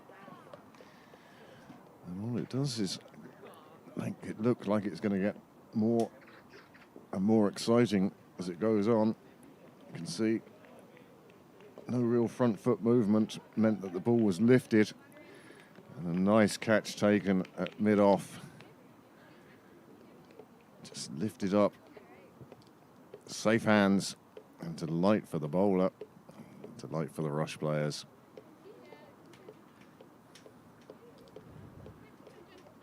So Jenny Wilson, who impressed fielding in extra cover, she did put a sharp chance down, but by and large she was excellent in the field. She comes out to join Megan McGeer at number 3. This is the problem with when you put when you put a team in and you're chasing. If there are early wickets, it can just put the collywobbles among the batters that are waiting to come in. Very solid in defence from Wilson to close out an excellent first over from Elise Jones. And, well, Clontarf are 2 for 1 after 1. Well, exactly the start the Rush reply would have wanted. It'll be Mabel O'Donoghue now to come on from the St John's end. If she can do the same as her opening partner, then Rush will be very pleased. And they'll feel certainly that they're well and truly in this cup final. Yeah, Mabel O'Donoghue, she was the one who came in at number 6 for Rush and was joined by Lauren Wild. And she was very stout in defence, ran well with her bigger hitting partner. And as an all-rounder, if you can perform in one facet of the game, you often find the second facet comes off better as well. So around the wicket to Megan McGeer.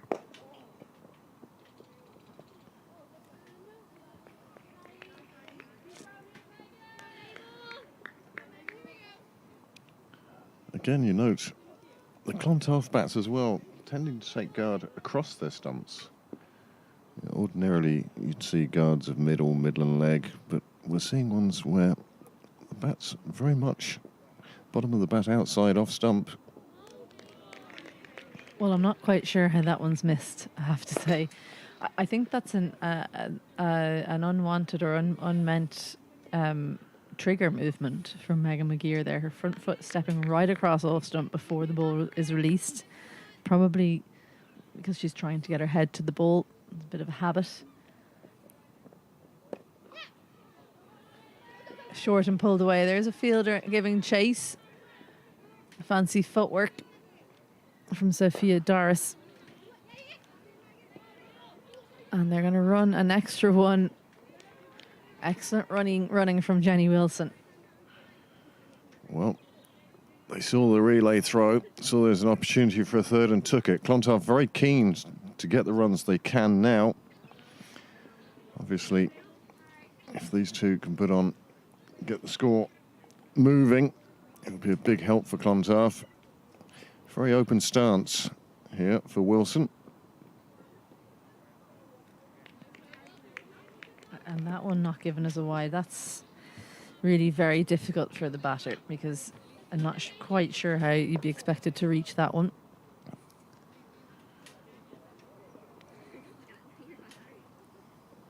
Bit of leniency shown by the umpires towards the bowlers.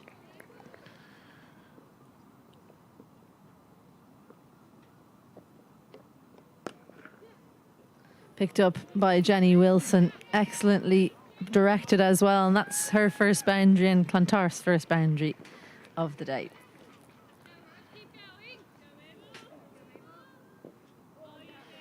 Well, that was just too full, taken on the full. Jenny Wilson wasn't going to miss out there. Pulled it beautifully out to the leg side boundary. 4 more onto the total.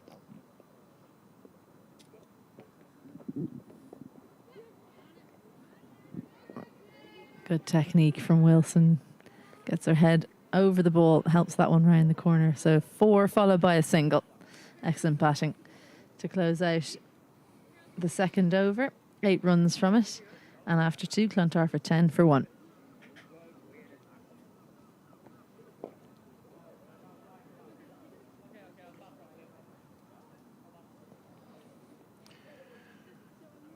Well, they're well up with the rate required anyway. I don't think it's going to come down to that. If Clontarf bat 20 overs, then one feels that the 78 they require will come. Rush needing to take wickets.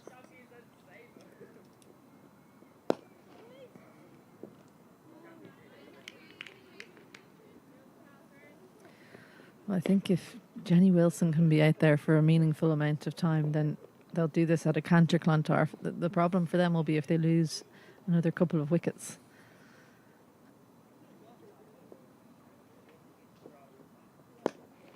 They're not going to take wickets with full tosses. It's been a little bit loose the last couple of overs.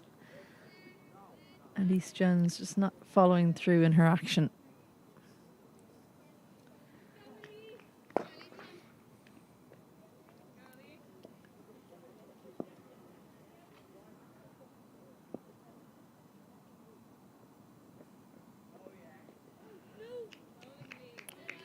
Better length, but not the line to the left-hander, unfortunately. Would have been a beautiful ball to a right-hander. Unfortunately, left-hander facing. Slid down the leg side. We've seen it all weekend that a left-right opening combination or batting combination can cause such problems to bowlers.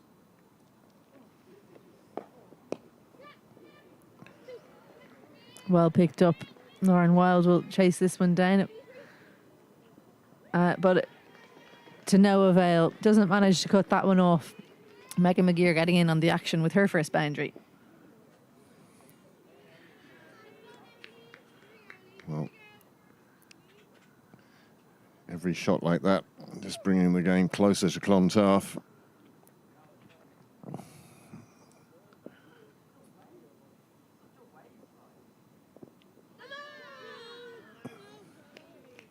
Well, you can understand the appeal if it was a right-hander, but unfortunately that one outside leg might have gone on to hit the stumps, but the rules don't allow for LBWs that pitch outside, where the ball pitches outside leg.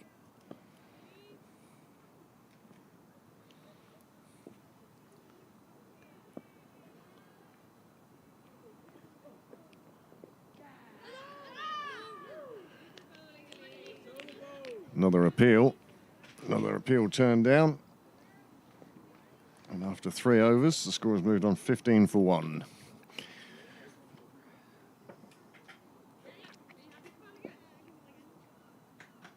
Well, full swing of the bat the previous over.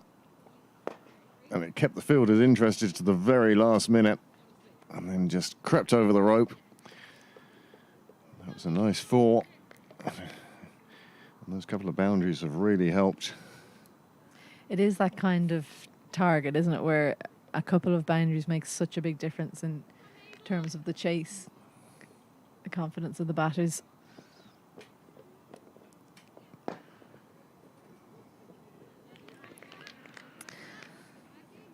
Well fielded out at deep square leg. Just the single taken.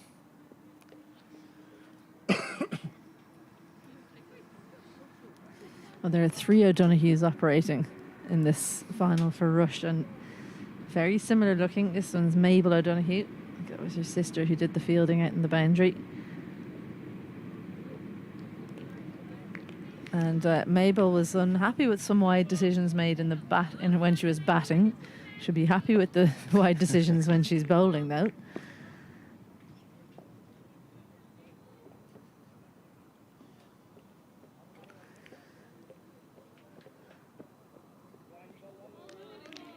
Well, that was tossed up.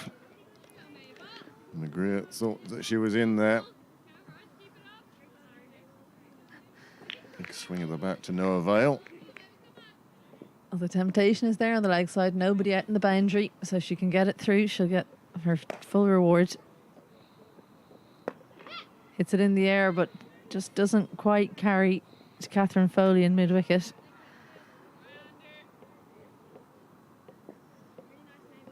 Really hit the toe of the bat, but they managed to get through for a single almost because she hit it so poorly there, Megan McGeer. Didn't come onto the back as quickly as she was expecting.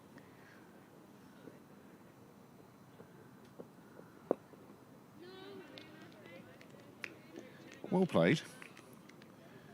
Again, we were saying in the first innings, 4 of the first 5 wickets to fall were all bowled, and it seemed to be on a batter's decision on what shot to play to what ball. Sometimes you just want to keep... A dot ball doesn't cause too many problems.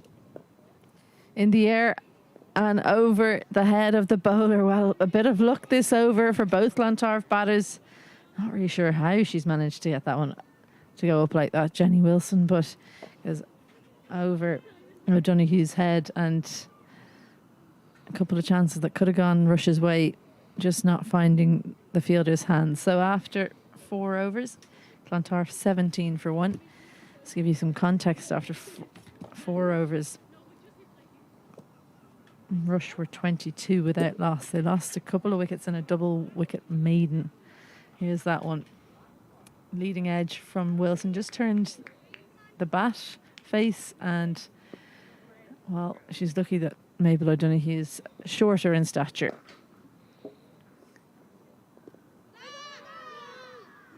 Elise Jones asks the question this time, gets it at the right line, finds the pad of Megan McGeer, and Derek Dockrell raises the finger. Well, that Rush huddle there now will be full of smiles and joys. They'll feel that they're really back in this game now. 2 wickets down, just 17 runs on the board. It seems like the 5th over for both teams is a pivotal one.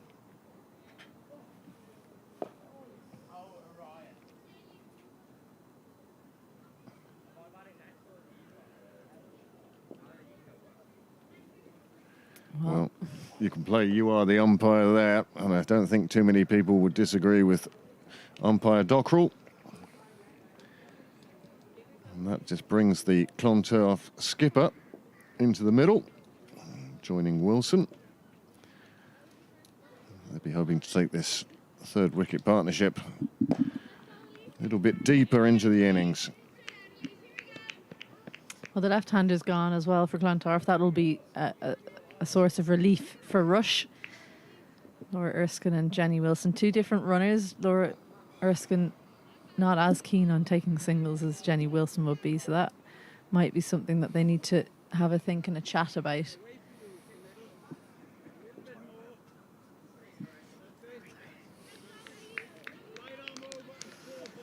Laura Granger, of course. Laura Erskine is her... Alter ego? Oh, yeah, her alter ego. Her name before she got married to Mick Granger. Plays in the men's team. Single straight away.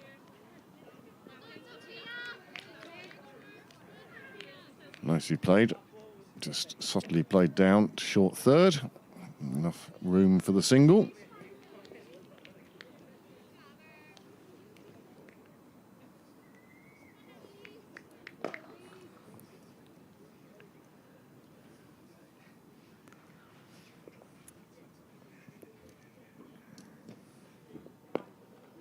Well, this is the wicket that they'll really want.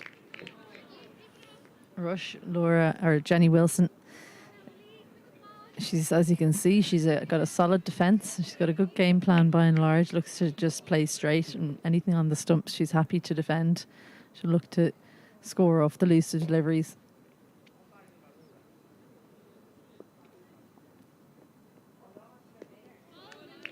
And Elise Jones is the star bowler for Rush as well. No surprise, considering she's the opening bowler.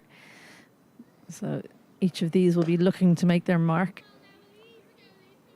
Well, she's fabulous figures at the moment. 2 for 8 from 16 deliveries. Economical and wicket taking.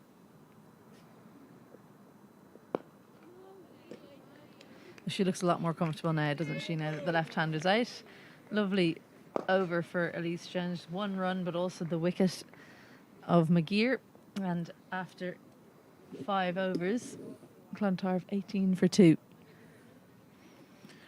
Well, Rush may have been a little downhearted at posting the total they did. 87 for 6 from their 20 overs. And it took one big partnership to provide over half of that. But at the moment, Rush are doing it in the field. They've kept Clontarf's scoring rate below their own. They've also picked up a couple of wickets as well. Mabel O'Donoghue will continue from the St. John's end. I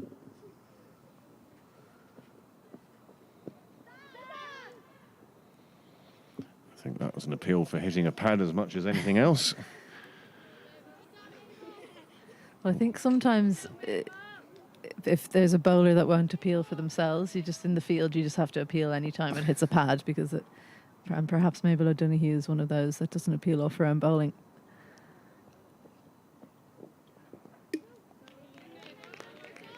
Sometimes you find it's more a polite inquiry than an appeal.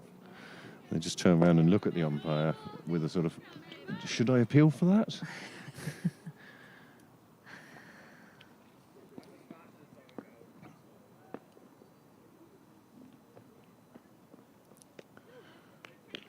Well, that one seemed a little wide down the leg side. Umpires again showing the same leniency. Well, they're consistent anyway. It's been the same throughout the final. Well, if you could continuously bowl that line, then you'd be doing well. Very difficult to score off that width. But one thing those non-wides do mean is you get shots like that where the bat feels, well, I've got to go and reach that because it's not going to be given as a wide, it will just be a dot, so I'm going to have to try and play that shot. And they're playing shots that are well away from their body as a result.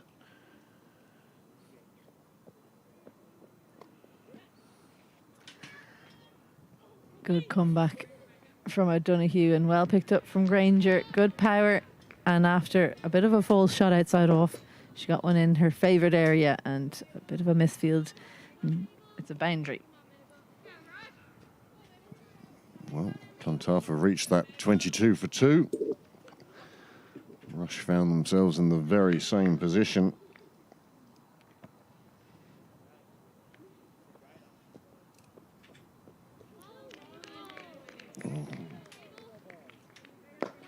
Excellent work from Eileen Foley behind the stumps to catch that one. So the power play is done and dusted. There was this boundary from Laura Granger on the 5th ball. Fielder not on the boundary, so Rebecca O'Donoghue not able to cut it off. But after the power play, Clontarf 22 for 2. Craig Senior will take a short break. He'll be back before long, and I'm joined again by Dom Joyce. Dom, you've been watching in the background. Who do you think will feel they're in the ascendancy at this point? I think Rush are probably in the ascendancy. Slightly ahead of where Clontarf were at the same point. Also, as we mentioned in that first inning, it's just that scoreboard pressure, and there's a wicket, 3rd wicket, the crucial wicket as well of Jenny Wilson. Well, almost out of nothing. She gave a chance though earlier on, Jenny Wilson, just turning the bat face again. That time it was Aisling Beggs has come on to bowl, and with their first delivery, she's taken the coveted wicket of Jenny Wilson. Good catch taken as well. Well, to go back to your question, is Rush, definitely Rush in the ascendancy here. As I was about to mention, just the scoreboard pressure in the second innings of a cup final, I think, makes the batters do funny things. I think that was a short wide ball. You see the replay here, and as you said, it is just the bat just turned in her hand. She got a top edge.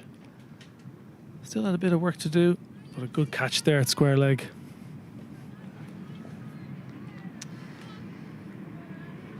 Yeah, excellent work from Elise Jones. Catch for her. She's taken 2 wickets of her own with the ball in hand, and now taking the catch to see the end of Jenny Wilson. So 22 for 3, and in fact that's actually behind where Rush were 26 for 3 after the power play, and now 6.1 overs. Clontarf 22 for 3.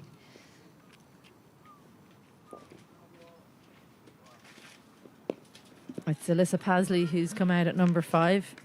Had a good spell with ball in hand, and she is a big hitter of the cricket ball, but you'd have to imagine she'll be worried about being too expansive early on in her innings with the wickets tumbling.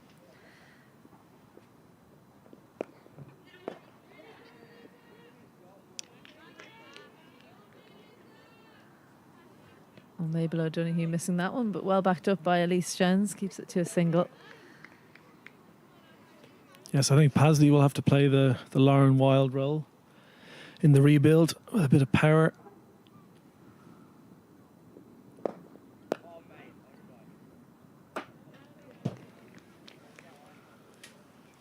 Rush, similar to Clontarf, keeping that ring field, have those 2 mid wickets, no one out in the square leg boundary, just that cover fielder on the boundary at the moment.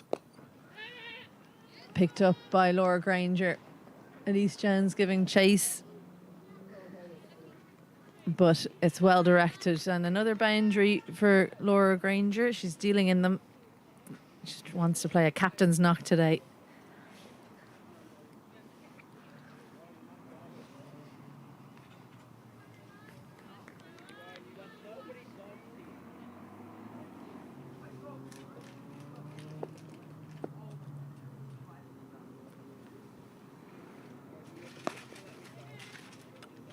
Finds the fielder this time, but O'Donoghue doesn't manage to keep it to a single, or she does keep it to a single, doesn't manage to cut off the single, I should say. So a wicket in the first ball of that over, but 6 runs from it as well. So after 7, Clontarf 28 for 3. There's a slight run-out chance, I think, off that last ball. As we go back and look at that nice swivel pull to fine leg there. As I mentioned, no fielder on the leg side boundary, so that was always running away with the nice outfield here at Pembroke.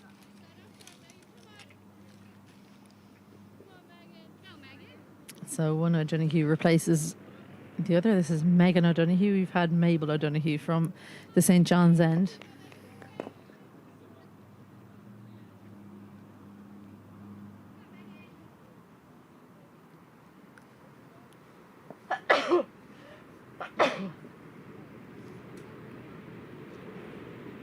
And just gripping on a little bit too tight on that occasion. So no ball for it bouncing more than once. This will be no free hits, of course, for no balls in this division. So doesn't have to worry about that. Does Megan O'Donoghue?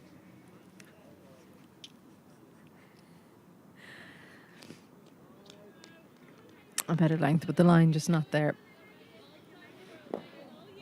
Carrying on a similar theme from other bowlers throughout today. Just a little bit of nerves possibly coming in here for O'Donoghue. Let's hope she settles into a bit of a rhythm here.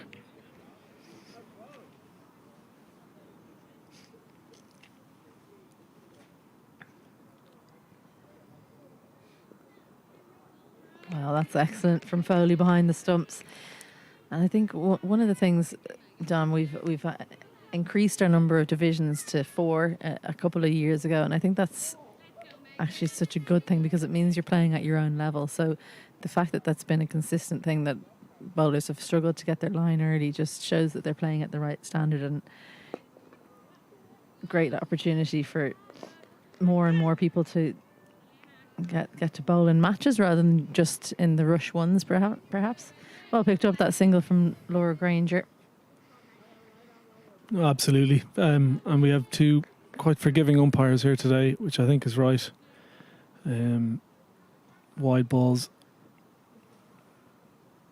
not being given, but it's been very consistent for both teams, so there's no complaints, I don't think.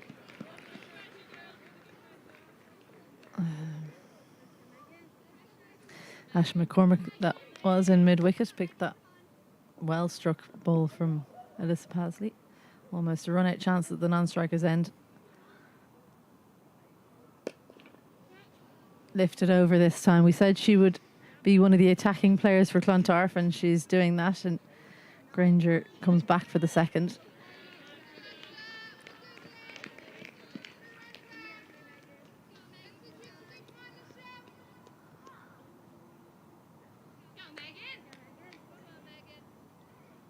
Well, she does hit the ball well, Alyssa Pasley, but she tends to give chances, as you can kind of see from that shot there. It was in the air for a long time.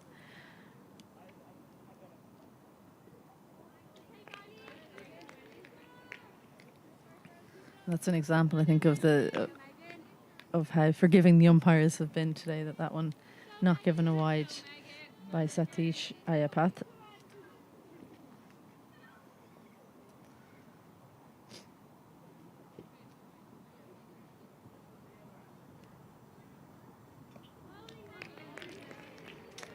Excellent finish to that. The 8th over, and Clontarf, at this point, they're all the threes. 33 for 3. Clontarf just keeping up with the rate here. As we can see from the scorecard there. Holly Erskine, Megan McGeer and Jenny Wilson, the wickets to fall. And Granger and Pasley will look to get that partnership going that Rush managed to get for their 6th wicket. Do have more wickets on hand than Rush for that partnership, but... Well, after 8, Rush were 38 for 4, so not much difference between the teams. One more wicket in hand for Clontarf. Aisling Beggs to continue. And what they'll need now as well, Rush, is an advance in a type bowler that just goes for hardly any runs. Maybe it's not about taking wickets, it's about going for no runs and piling the pressure on so that someone else can take wickets.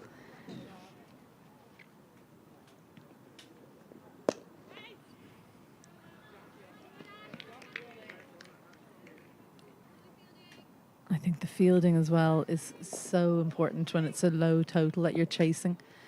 Every time that there's a strong shot that's stopped by Rush, it'll just play on the minds of the Clontarf batters. There's nothing like hitting a good shot and then it going for no runs to really disappoint you as a batter. And lift the fielding team, of course. So I think the more that, just the further we go on, you might start to see the Clontarf batters just looking at that scoreboard, feeling a little bit of pressure, perhaps playing some shots they shouldn't. Yeah, Aisling Beggs, another one that comes from a big cricketing family out in Rush. think I see her aunt Katrina Beggs actually over on the far side, moved to New Zealand a number of years ago, so she's back to see her niece.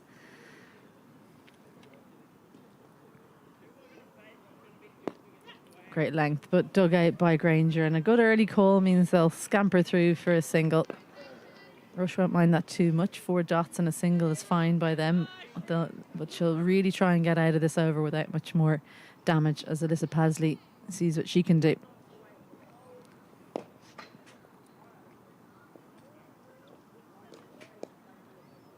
Well, field placement absolutely perfect. Sophia Doris in the right place to keep that to a dot. So 1 from the 9th over as Clontarf move along slowly to 34 for 3. Well, as you mentioned, that spell earlier on from Evan Sinnott, is Aisling Beggs going to do the same for Rush? Early signs are good, bowling a very tight line, that 4th, kind of 5th stump, a little bit of shape. Can she put the squeeze on in the middle overs? I've just seen the captain, Catherine Foley, signal to somebody, I'm not sure who it is, that they're going to come on and bowl. So maybe Aisling Beggs taking a break. Might be looking to bring on a wicket taker. And that, for me, looks like the best from Rebecca, or from Megan O'Donoghue. She struggled a little bit, but that her action looked spot on there. Got all the way through it, followed through nicely. Good high front arm, and once again,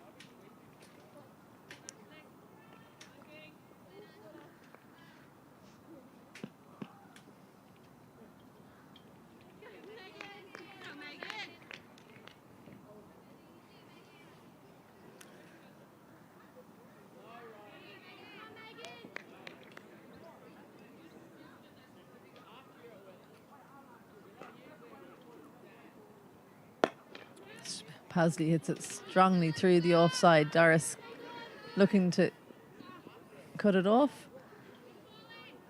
They might look to take another single here. There's a chance at the striker's end if O'Donoghue can. And unfortunately, the stumps are missed by Foley. There's almost a calamity of errors there. Clontarf coming back for the 3rd. And I think Erskine will be having a chat with her partner and saying, maybe not next time. Well, did Foley need to come forward and take that? She may have just let that ball come to her and then whip the bails off. Well, we will never know. A well run 3. Great shot from Pasley through the covers there.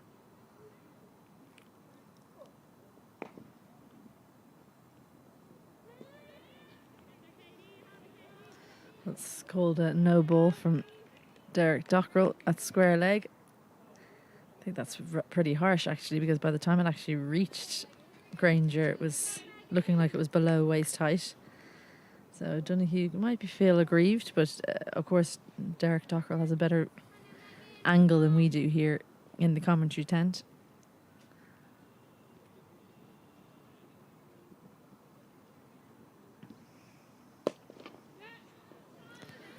Great strong shot, and that's what Alyssa Pasley can do. An easy swing of the bat, directs it between mid-wicket and mid-on, and almost looked too easy from the Clontarf middle order batter.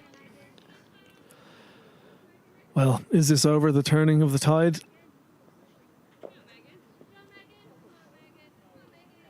Already 10 off it, 1 ball to come. This should just relieve some Clontarf nerves.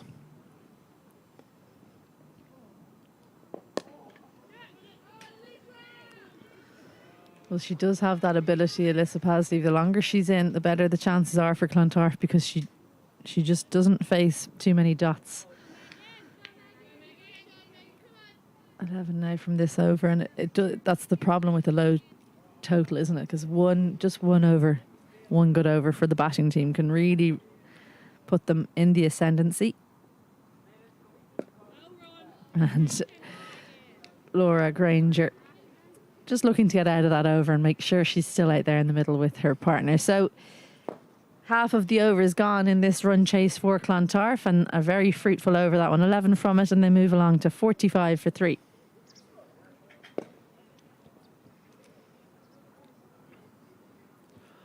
Well, Well, there's that 4 from Pasley. Low full toss on the off side, just on off stump, right side off stump, and swung through the leg side. Lovely clean connection from Pasley. And threaded that needle between those mid wickets and mid on. Well, Beggs continues. That bowling change may have to wait. We need to get a bit of a squeeze on for Rush here, given that last over.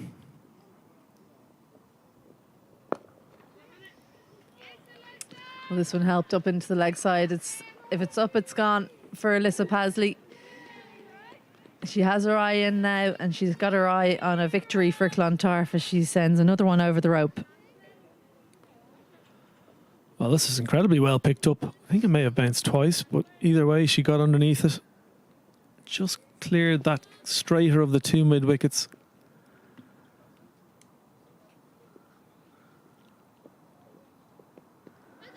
Much better comeback from Aisling Beggs.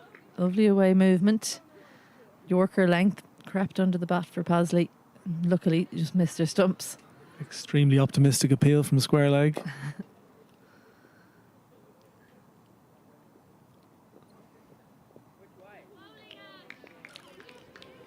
Back right on the money from Aisling Beggs. First delivery not too good, but the second and third excellent.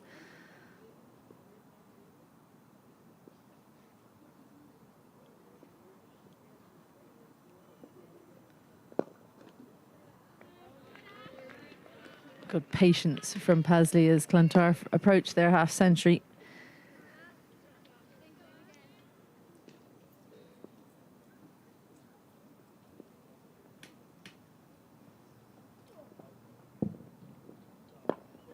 Well, this one's in the air. Will another wicket go down? The chance has gone down, unfortunately, for Rush. Life for Pasley as Clontarf reached their 50. And it was Lauren Wild who took a good catch early on. She took a good catch to remove Holly Erskine, but that one just she seemed to lose it. And how costly will that end up being, as Pasley is the one who looks set to take Clontarf home. So after 11 overs, Clontarf 50 for 3. Well, you really feel that Rush need to get Pasley out soon. She has the potential to take this game away from them. Currently scoring at 16 off 15 balls. Here is that 4 off the double bouncer, just clearing that mid wicket, making it over the way, all the way over to the fence. Yeah, and it's that acceleration through with the bottom hand, managed to actually reach Lauren Wild. Didn't get her hands high enough and just cannoned through the hands. So that was a really big chance and a really big moment in the game for both sides. Of course, if they can get this wicket quickly with the Rebecca O'Donoghue now coming on, we've had 2 O'Donoghues now. We're about to get the 3rd from the St. John's end. But if she can dismiss Alyssa Pasley this over, then it won't be too costly. Full toss and dealt with. Alyssa Pasley, well, she was dropped on 16 and she very quickly moves along to 20. And she's going to make Rush pay for their mistake. Well, another full toss to start from a new bowler. She really doesn't have the luxury of bowling any more of those with this small total to defend. And as I mentioned, Rush really need this wicket.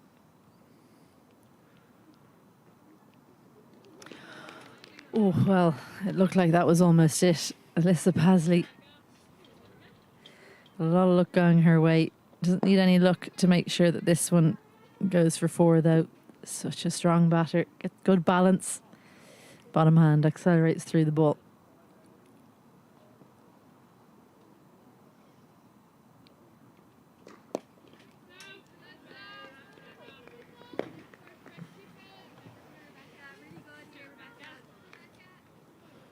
Good comeback here from O'Donoghue after that first full toss.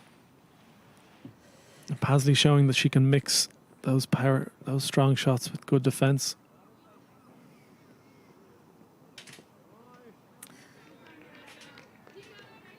I was just having a look there at the field. They do have someone out on this very straight. It's almost like a wide long on or a straight cow corner. So obviously they've played against Alyssa Pazzi before. They know her hitting area.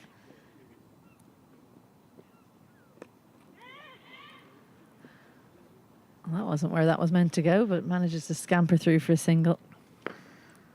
Well, she was looking to hit that mid-wicket area again. Another leading edge. We've seen a few of those today.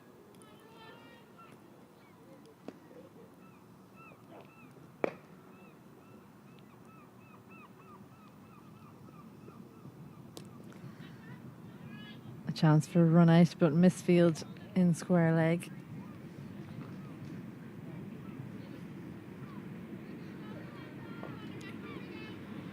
Well, Clontarf have got this run required right below 4.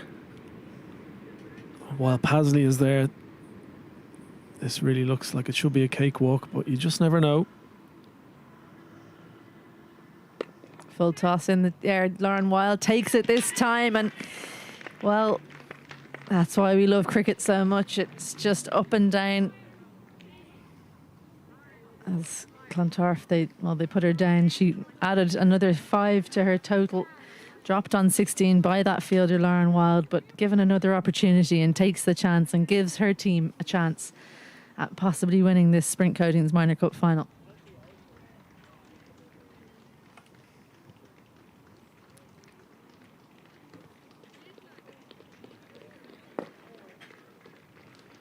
And here is that wicket. Another full toss. Just caught the toe end of the bat, and Wild had to move quite well to her right. Possibly a harder chance than the last one she put down. And that's her second catch of the day. Nicely taken there. And she does a little jig of delight there. Rush are back in this match.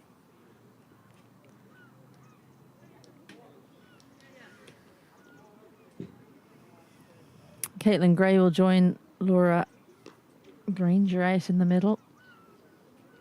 She's a worker of the ball, Caitlin Gray, and tends to try and put it into gaps and run well.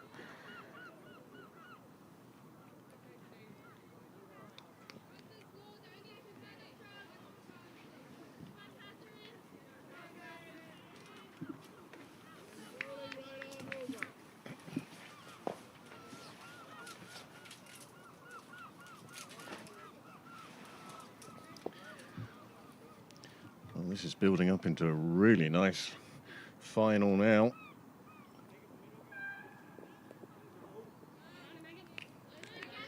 Rush, having seen the back of Pasley, will feel they're right back in this game. Absolutely. I think the next 2 overs are crucial here. If they can just get that run rate required back up to around about 5, just to squeeze this Clontarf middle order. And that scoreboard pressure might pay.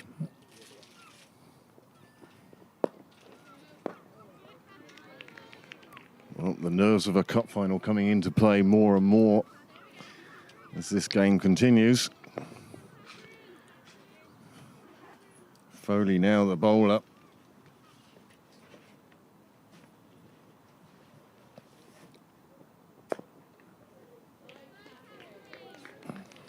Granger trying to get hold of that one, unable to on this occasion. And it's amazing how just taking a wicket just puts the brakes on.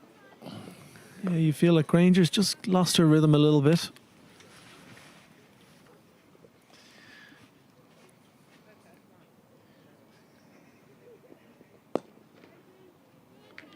She's just soaking up a few dots here. You can see she was angry at herself after that one.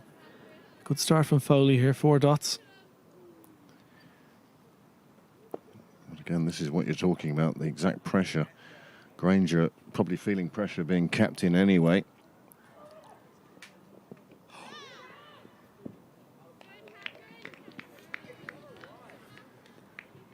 Well, Foley's doing a fabulous job for a skipper here. Hasn't gone for any runs.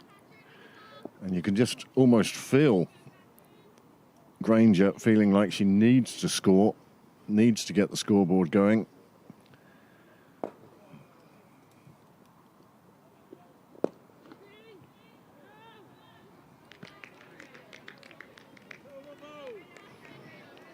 a fine over. What a time to bowl a maiden. 57 for 4 then after 13.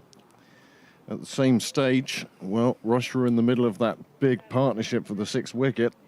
They were 61 for 5. So tighter and tighter. It's really impossible to call a winner at this stage. 50-50, I would say.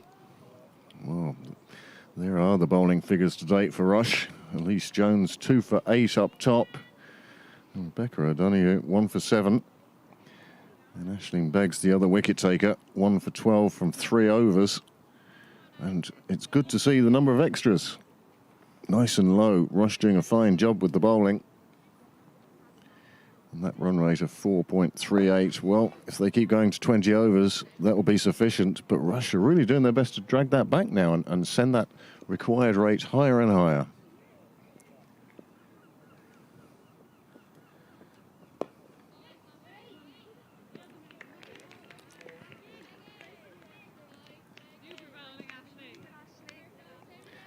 Aisling McCormack now on at the St John's end. And Caitlin Gray facing her first deliveries. Is it not called the Barry McCarthy end yet? No? No, it'd be Steve McCarthy, if anything.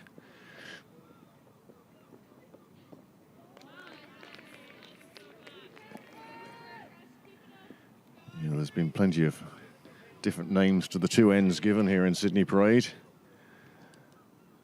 However, nursery end and the St John's end could easily become sponsors' ends.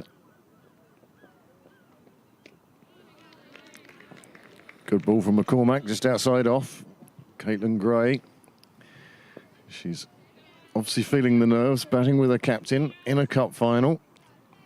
Still another 31 runs required off 6.5 overs.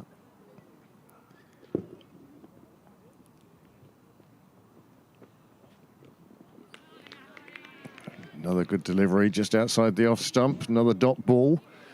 4 in a row now.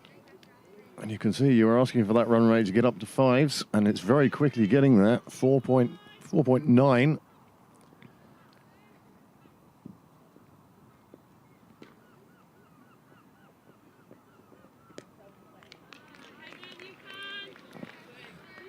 Well, a brilliant start from McCormack here. Same as Foley last time. Could we get 2 maidens in a row? Excellent keeping, you have to say, as well.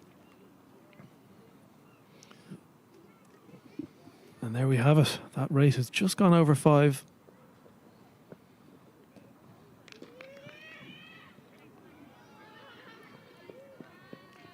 They scamper through for a bye, but what an over. What a couple of overs for Rush. Right back in this game. Just that bye off the over. Well, the score at the end of 12 overs was 57 for 4. It's now 58 for 4. 2 overs later. And at the same point, you can see that flat line that Rush have caused Clontarf to have, providing a bit of a gap between the two teams. And that could be the difference now. Could it be that that wicket of Pasley is the one that matters? And in fact, running that by might not have been the ideal thing for Clontarf. It means that Laura Granger is still at the non-striker's end, and Caitlin Gray, having faced 6 deliveries, still to get off the mark.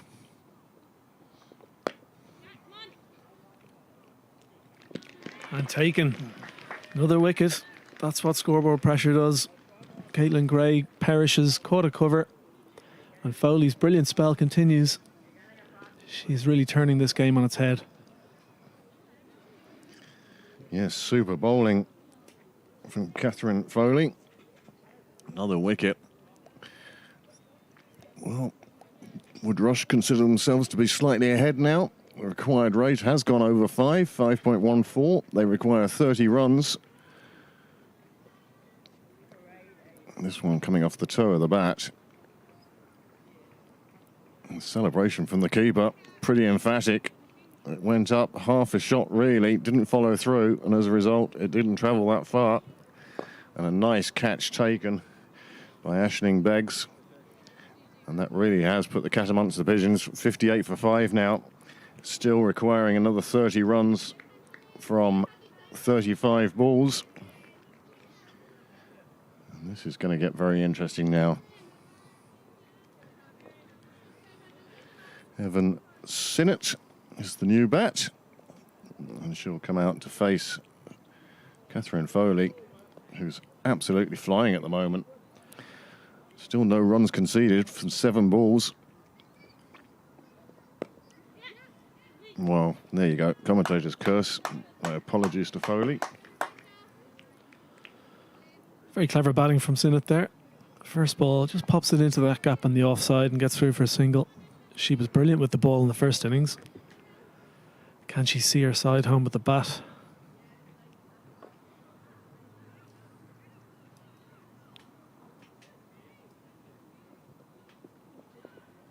Well, this one beats Granger, beats everybody. It was wide down the leg side. It reaches the boundary.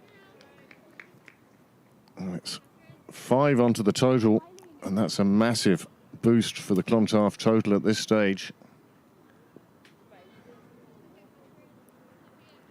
Not something that Rush could really afford, is to give away 5 like so easily. No, and with these small totals, any errors like that just get magnified. It really is on a knife edge here. Well, it's a cup final. That's what the crowds want. That's what our viewers want. A close game. And they're certainly getting that here today.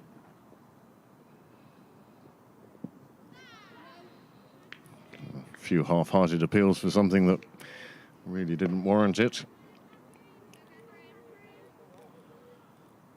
You just wonder who Rush are going to bowl these last 5 overs.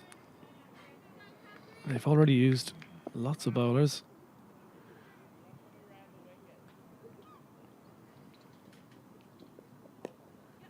Well, that's beautifully played down towards third. It beats the fielder. It's going to run away. It will be picked up in front of the fence. But they pick up 2 more runs. And that will be big help for Clontarf.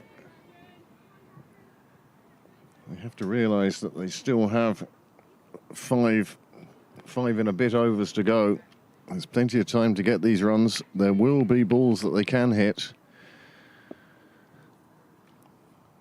But Granger, you feel, has to be there at the end for Clontarf. Well, Catherine Foley never looked comfortable in a run up there on that occasion.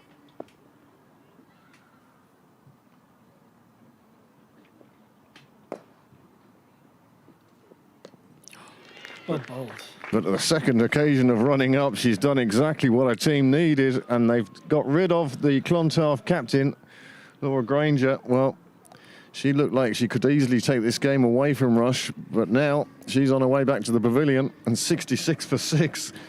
Well, the knife edge is only getting sharper.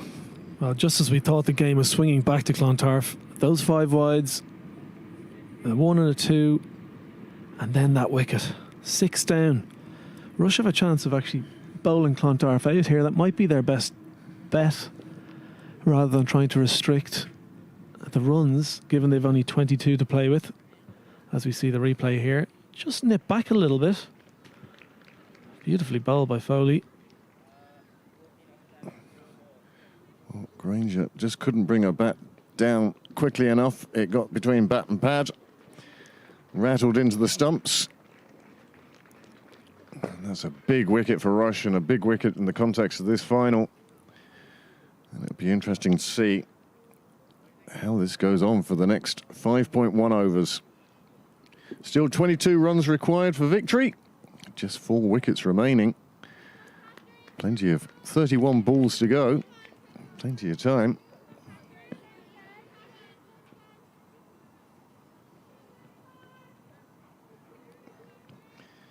Sam, well, she bowled well in the first innings, got a wicket, and now she's coming in at number 8 and looking to provide Clontarf with a match-winning innings, if she can.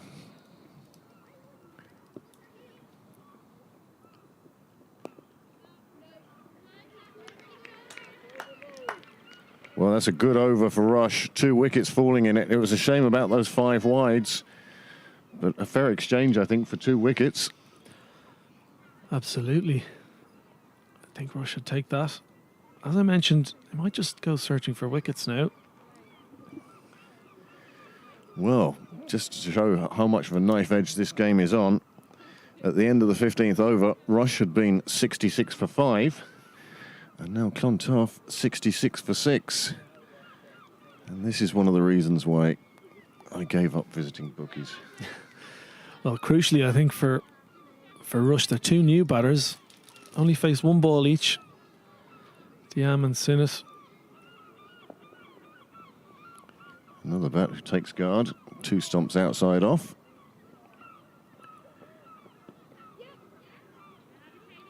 Well, this one just played around the corner. They'll take the single. Why wouldn't they? Everyone is vital now. 21 required as we enter the last 5 overs.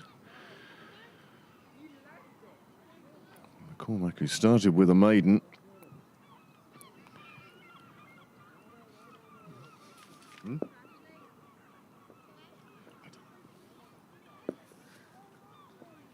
Must have been a run. Well, that one going past the edge of a flashing bat from Siam. Going through to the keeper. No run. Again, you can see at the bottom of your screens the equation. I won't keep repeating it. I trust most of you can read those figures down the bottom. 4.5 and over, though. Well, that's well played. Just opening up the face of the bat, playing it down to third. Ran the first one quickly. However, neat piece of fielding. Keeps it down to just 1. And the score moves on to 68.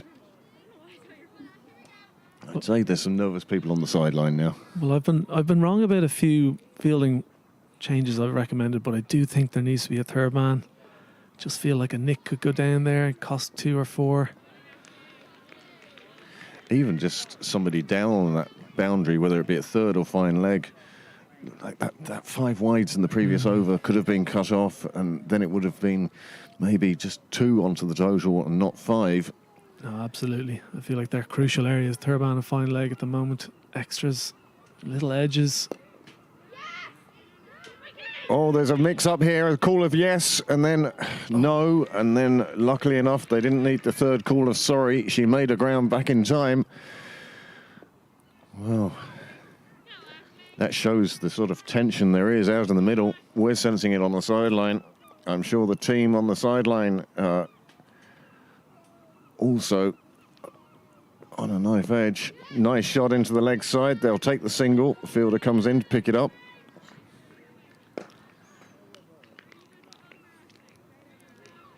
Well, that's the end of the 16th over. The score has moved on to 69 for 6. And it's just too tight to call at the moment. There you go. That worm keeps jumping up and down. Every time we look at it, the Clontarf line seems to be a little bit behind the Rush line. But then when we come back, they've met up again, and now a little gap developing again. Those 2 wickets making a big difference to the Clontarf reply. We felt that Rush needed to take wickets in order to win this game, and they seem to have taken the important ones.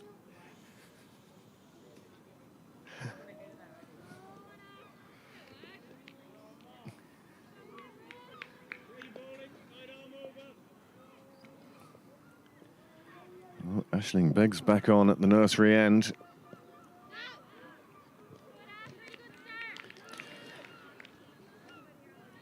Every ball now becoming important. Dot ball being a victory for Rush.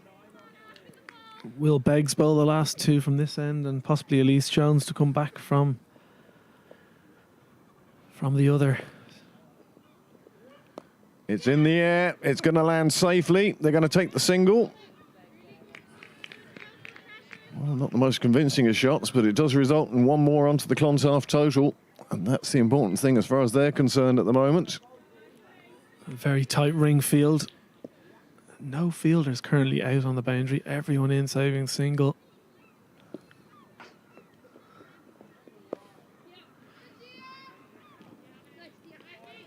Another single.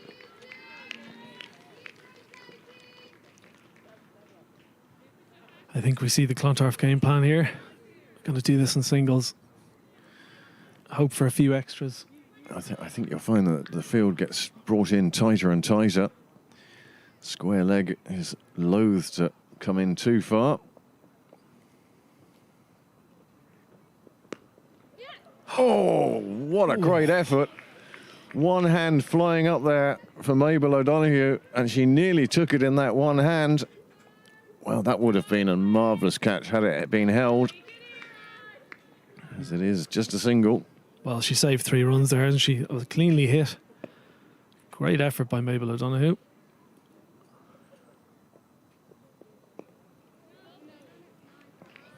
On this occasion, those tight fielders preventing the single. That's exactly what they're there to do. But yes, if she hadn't got a hand to that, that was flying away to the boundary. Just 16 required now. From 3 overs.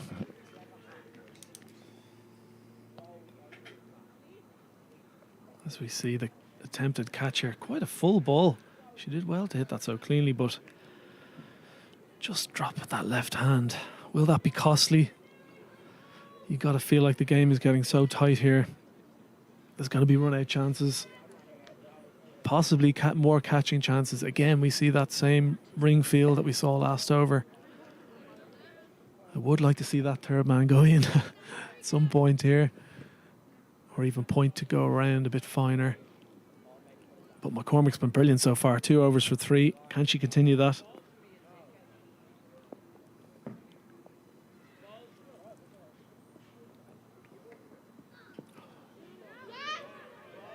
Well, I think the non-striker there heard a couple of calls.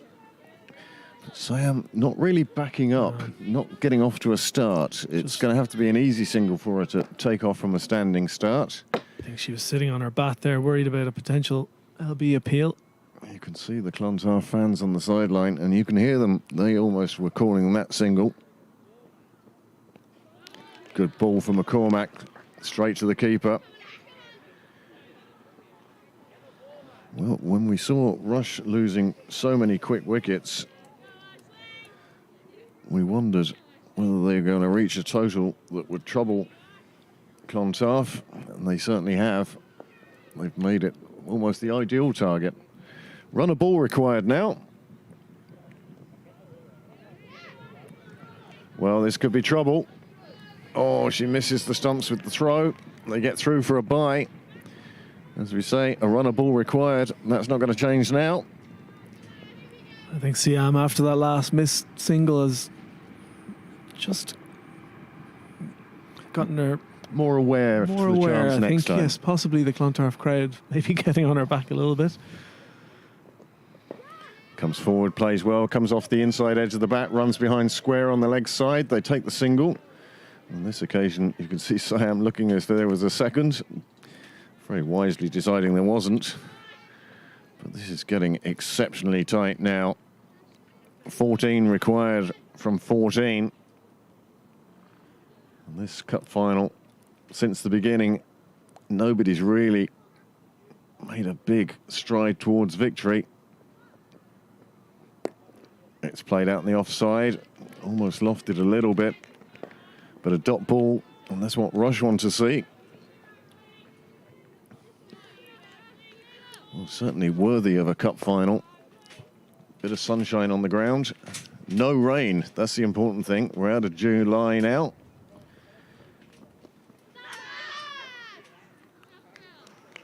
Well, it was an appeal. It was turned down, but it's another dot ball. You get the feeling this game is moving towards Rush's. Well, you do, because the run rate's gone to 7 per over now. Just over a run a ball, obviously.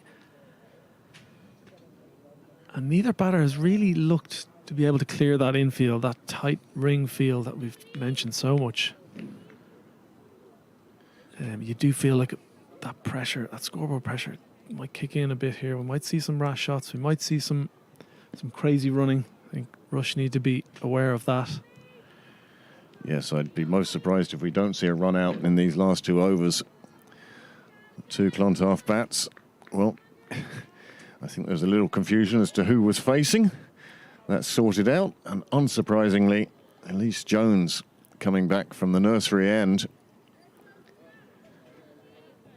She opened the bowling, picked up a couple of wickets early on, which were important for Rush to get them to the position they are now. And with 2 overs to go, 14 runs required.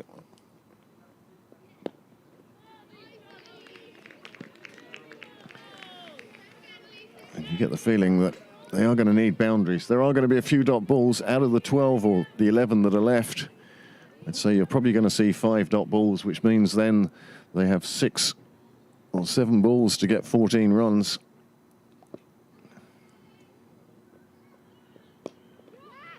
Well, you see, that's it. That's the urgency. And now you can hear from the cries from the sideline. They're going for 2. They will make 2 quite easily. And that gets a big round of applause from the Clontarf supporters down at the clubhouse. Well, they've really come alive, spurring on their players. I was just going to mention, square leg has gone out, so there is that bit of cover on that boundary. No one on the offside yet. Well, like you, I'd almost like to see fine leg dropping back, straight back, not even back to fine leg, but almost, not long stop, but somewhere between fine leg and long stop. Yeah, just to cover that boundary. Yep. Yeah. The last time Clontarf had a boundary, it was those 5 wides. Oh, it's put down. And they get through for that single, even more importantly. Becca O'Donoghue unable to hang on this occasion. But with 8 balls left, 11 runs required, it's looking more and more like the Sprint Coatings Minor Cup is going to be going to Rush. Another dot ball. Jones is holding her nerve here. Just hitting that good line. 4th, 5th stump. Sinnott looking to hit to leg. Now, with 2 overs to go, they needed 7 and over. They've only got 3 from this one, but a boundary here would change everything. They go into the last over looking for just 7.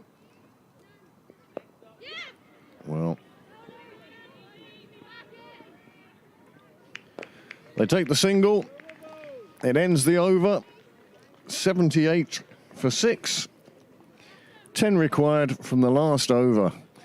And Siam and Sinnott hold the hopes of Clontarf in their bats. Who is going to bowl this last over for Rush? I think McCormack will continue. She has the ball in her hand. I think you'd have to pry it out of her hand if she's not the one bowling. Final over in a cup final. You're defending 10. Now, are we going to see some field spreading? I don't think so. I don't think so. Keeping that ring field in. In fact, even the deep square leg that we had in the previous over has now come back into the ring. Run a chance for Wild. Oh, just fumbles. I don't think anyway, just a single. Rush won't mind the singles at this stage. It's boundaries they don't want to concede, and yet they have the entire field, I'd say, at least 5 yards inside the ring. One fielder has gone back, not all the way, just in front of the clubhouse for that shot down the leg side. Another single. Big swing of the bat from Siam, as to be expected in the final over. But not really the full contact she was looking for. And 2 singles from 2 balls means now that with 4 balls remaining, they need 8 runs. You'd like to see a boundary now just to really ramp up the pressure on both sides. But Rush have done well in the field here.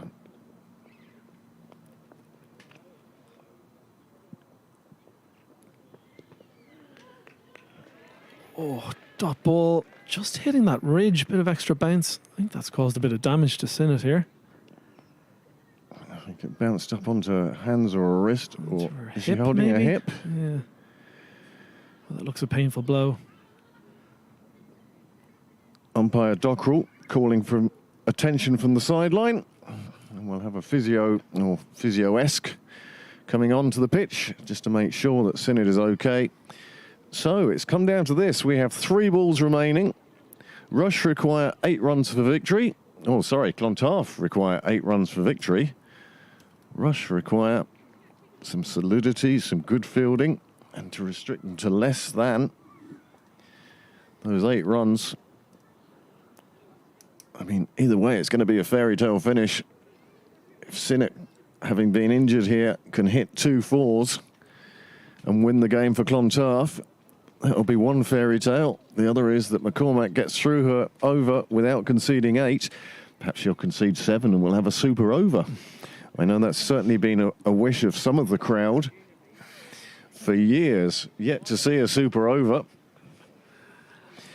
But those 3 balls to come. There seems to be some debate on the side, in the middle.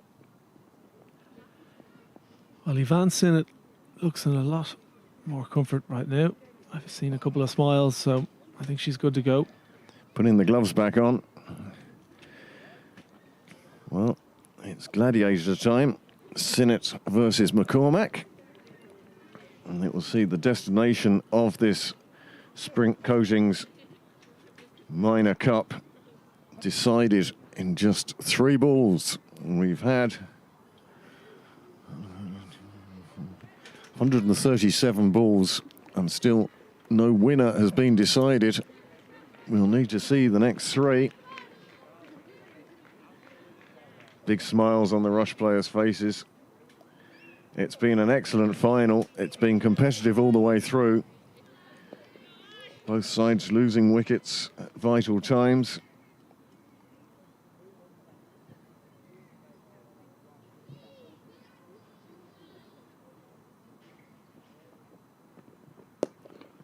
Big swing of the bat from Sinnott. She was going to take 1 at least anyway.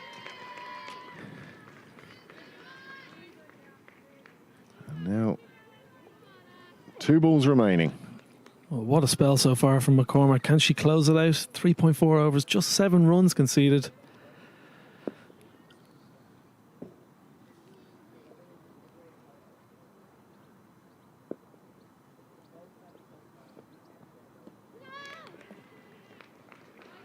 Well, a little bit of everything in that. Siam coming down the wicket to try and clear the infield.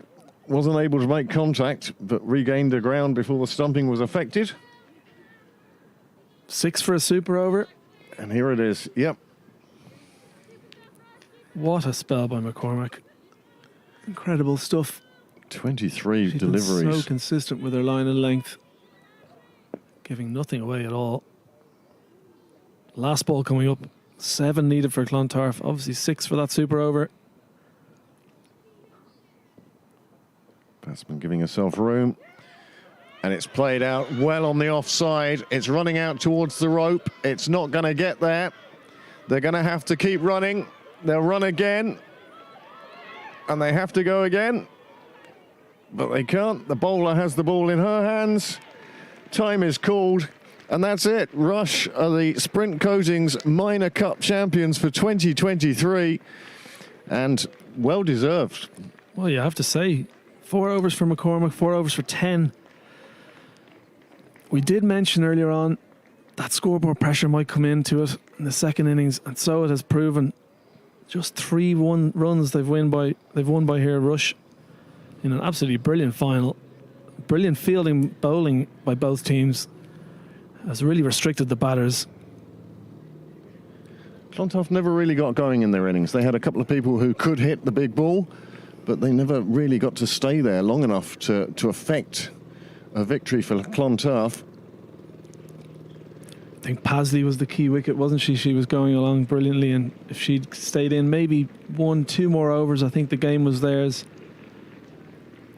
But she was well caught by Wild at mid-on. I think that was the turning point. They just turned the screw after that.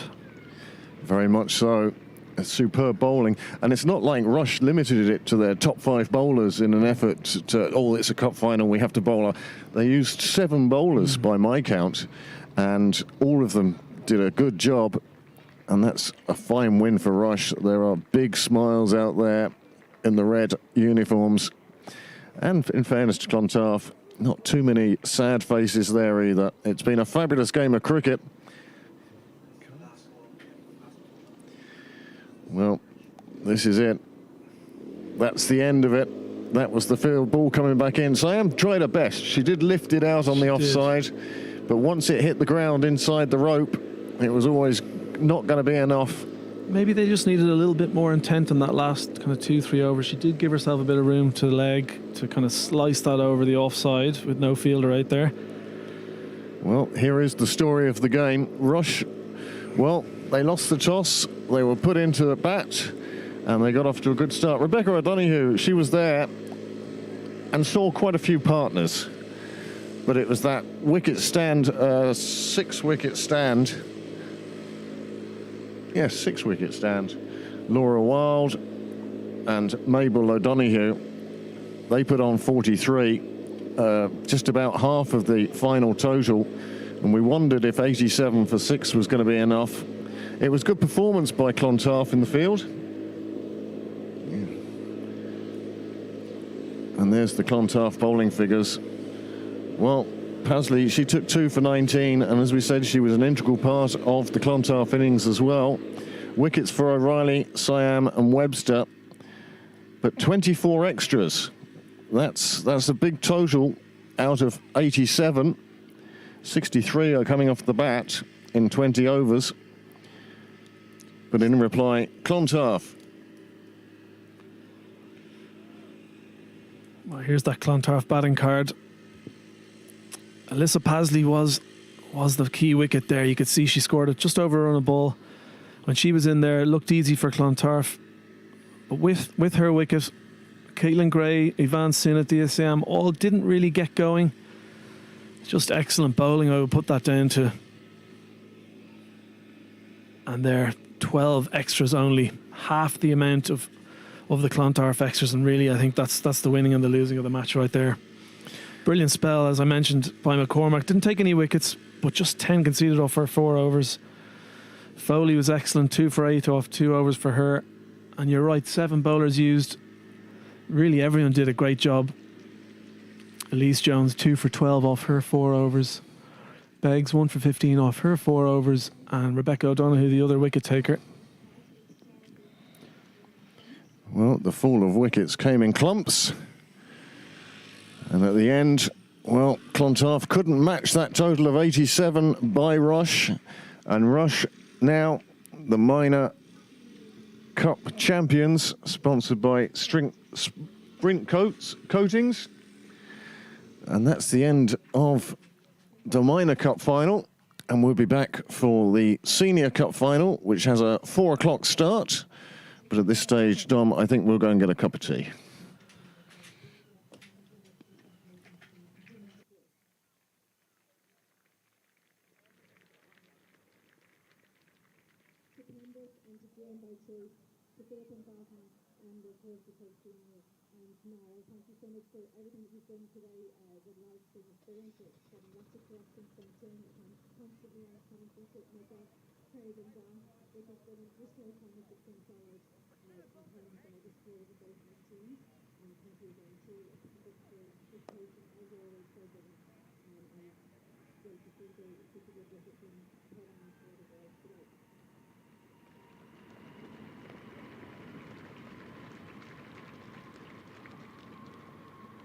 What's really important is our umpires, of course, so thank you to George Proctor and Satish Arpat, if you can come up and collect the medals of points.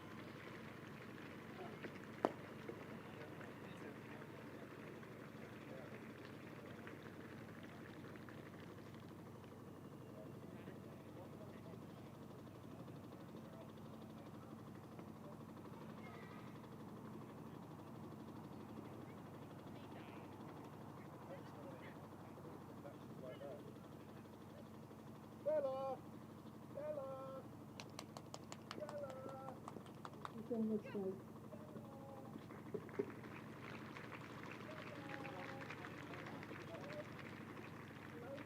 And when it comes to close finishes, no one's more important than the scores. Thank you to Sam Ritchie and Dennis Foley. Please come up for your medals.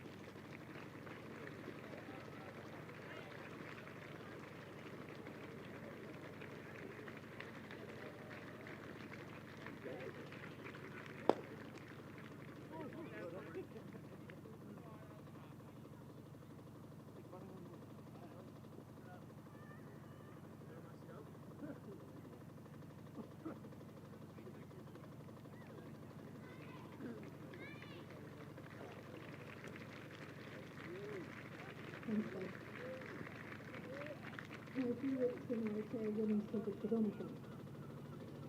Yeah, that's what I've been great to see some of the supporters here from both sides. And we need to, I think, tonight. And just again to reiterate what we said about the improvement in cricket at this level. It's a point of course is from the investment that Michelle Allen have made in women's cricket. It's been very difficult to find places there's an increasing grade across this level and senior grades at this level. In particular, John Keegan is amazing. He's an expensive. This is not something we saw in the past. Really good wicket-keeping and good calling and running between the wickets. It was great to see. So all I can see is improvement all the time. And I know today one side is disappointed and a little bit happier. So it's very sad. But just look through as a lot. They're busy as gangs and they're going one much more quickly. And well done to both sides.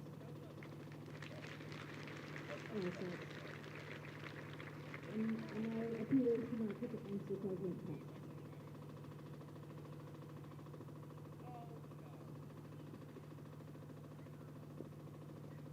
A lot has been said so far. It's the market. I do want to say congratulations to the women's side and the motivation to the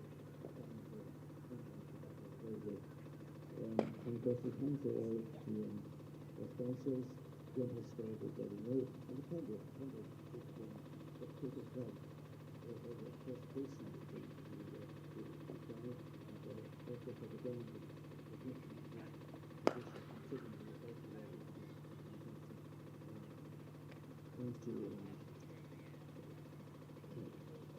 the ground for those for Canada.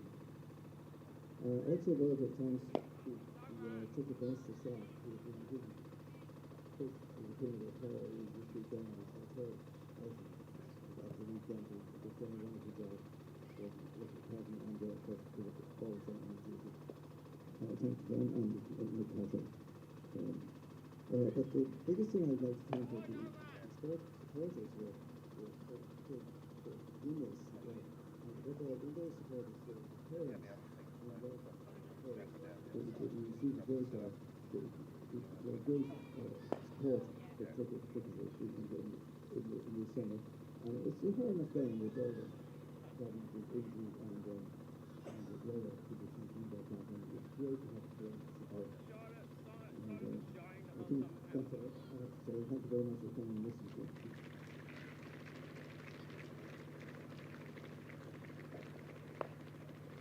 Okay, we've just right into the final moment here because the first unfortunately for Clontarf came out the wrong side of a very tight match. So the captain of the women's of Clontarf was Rangers this year.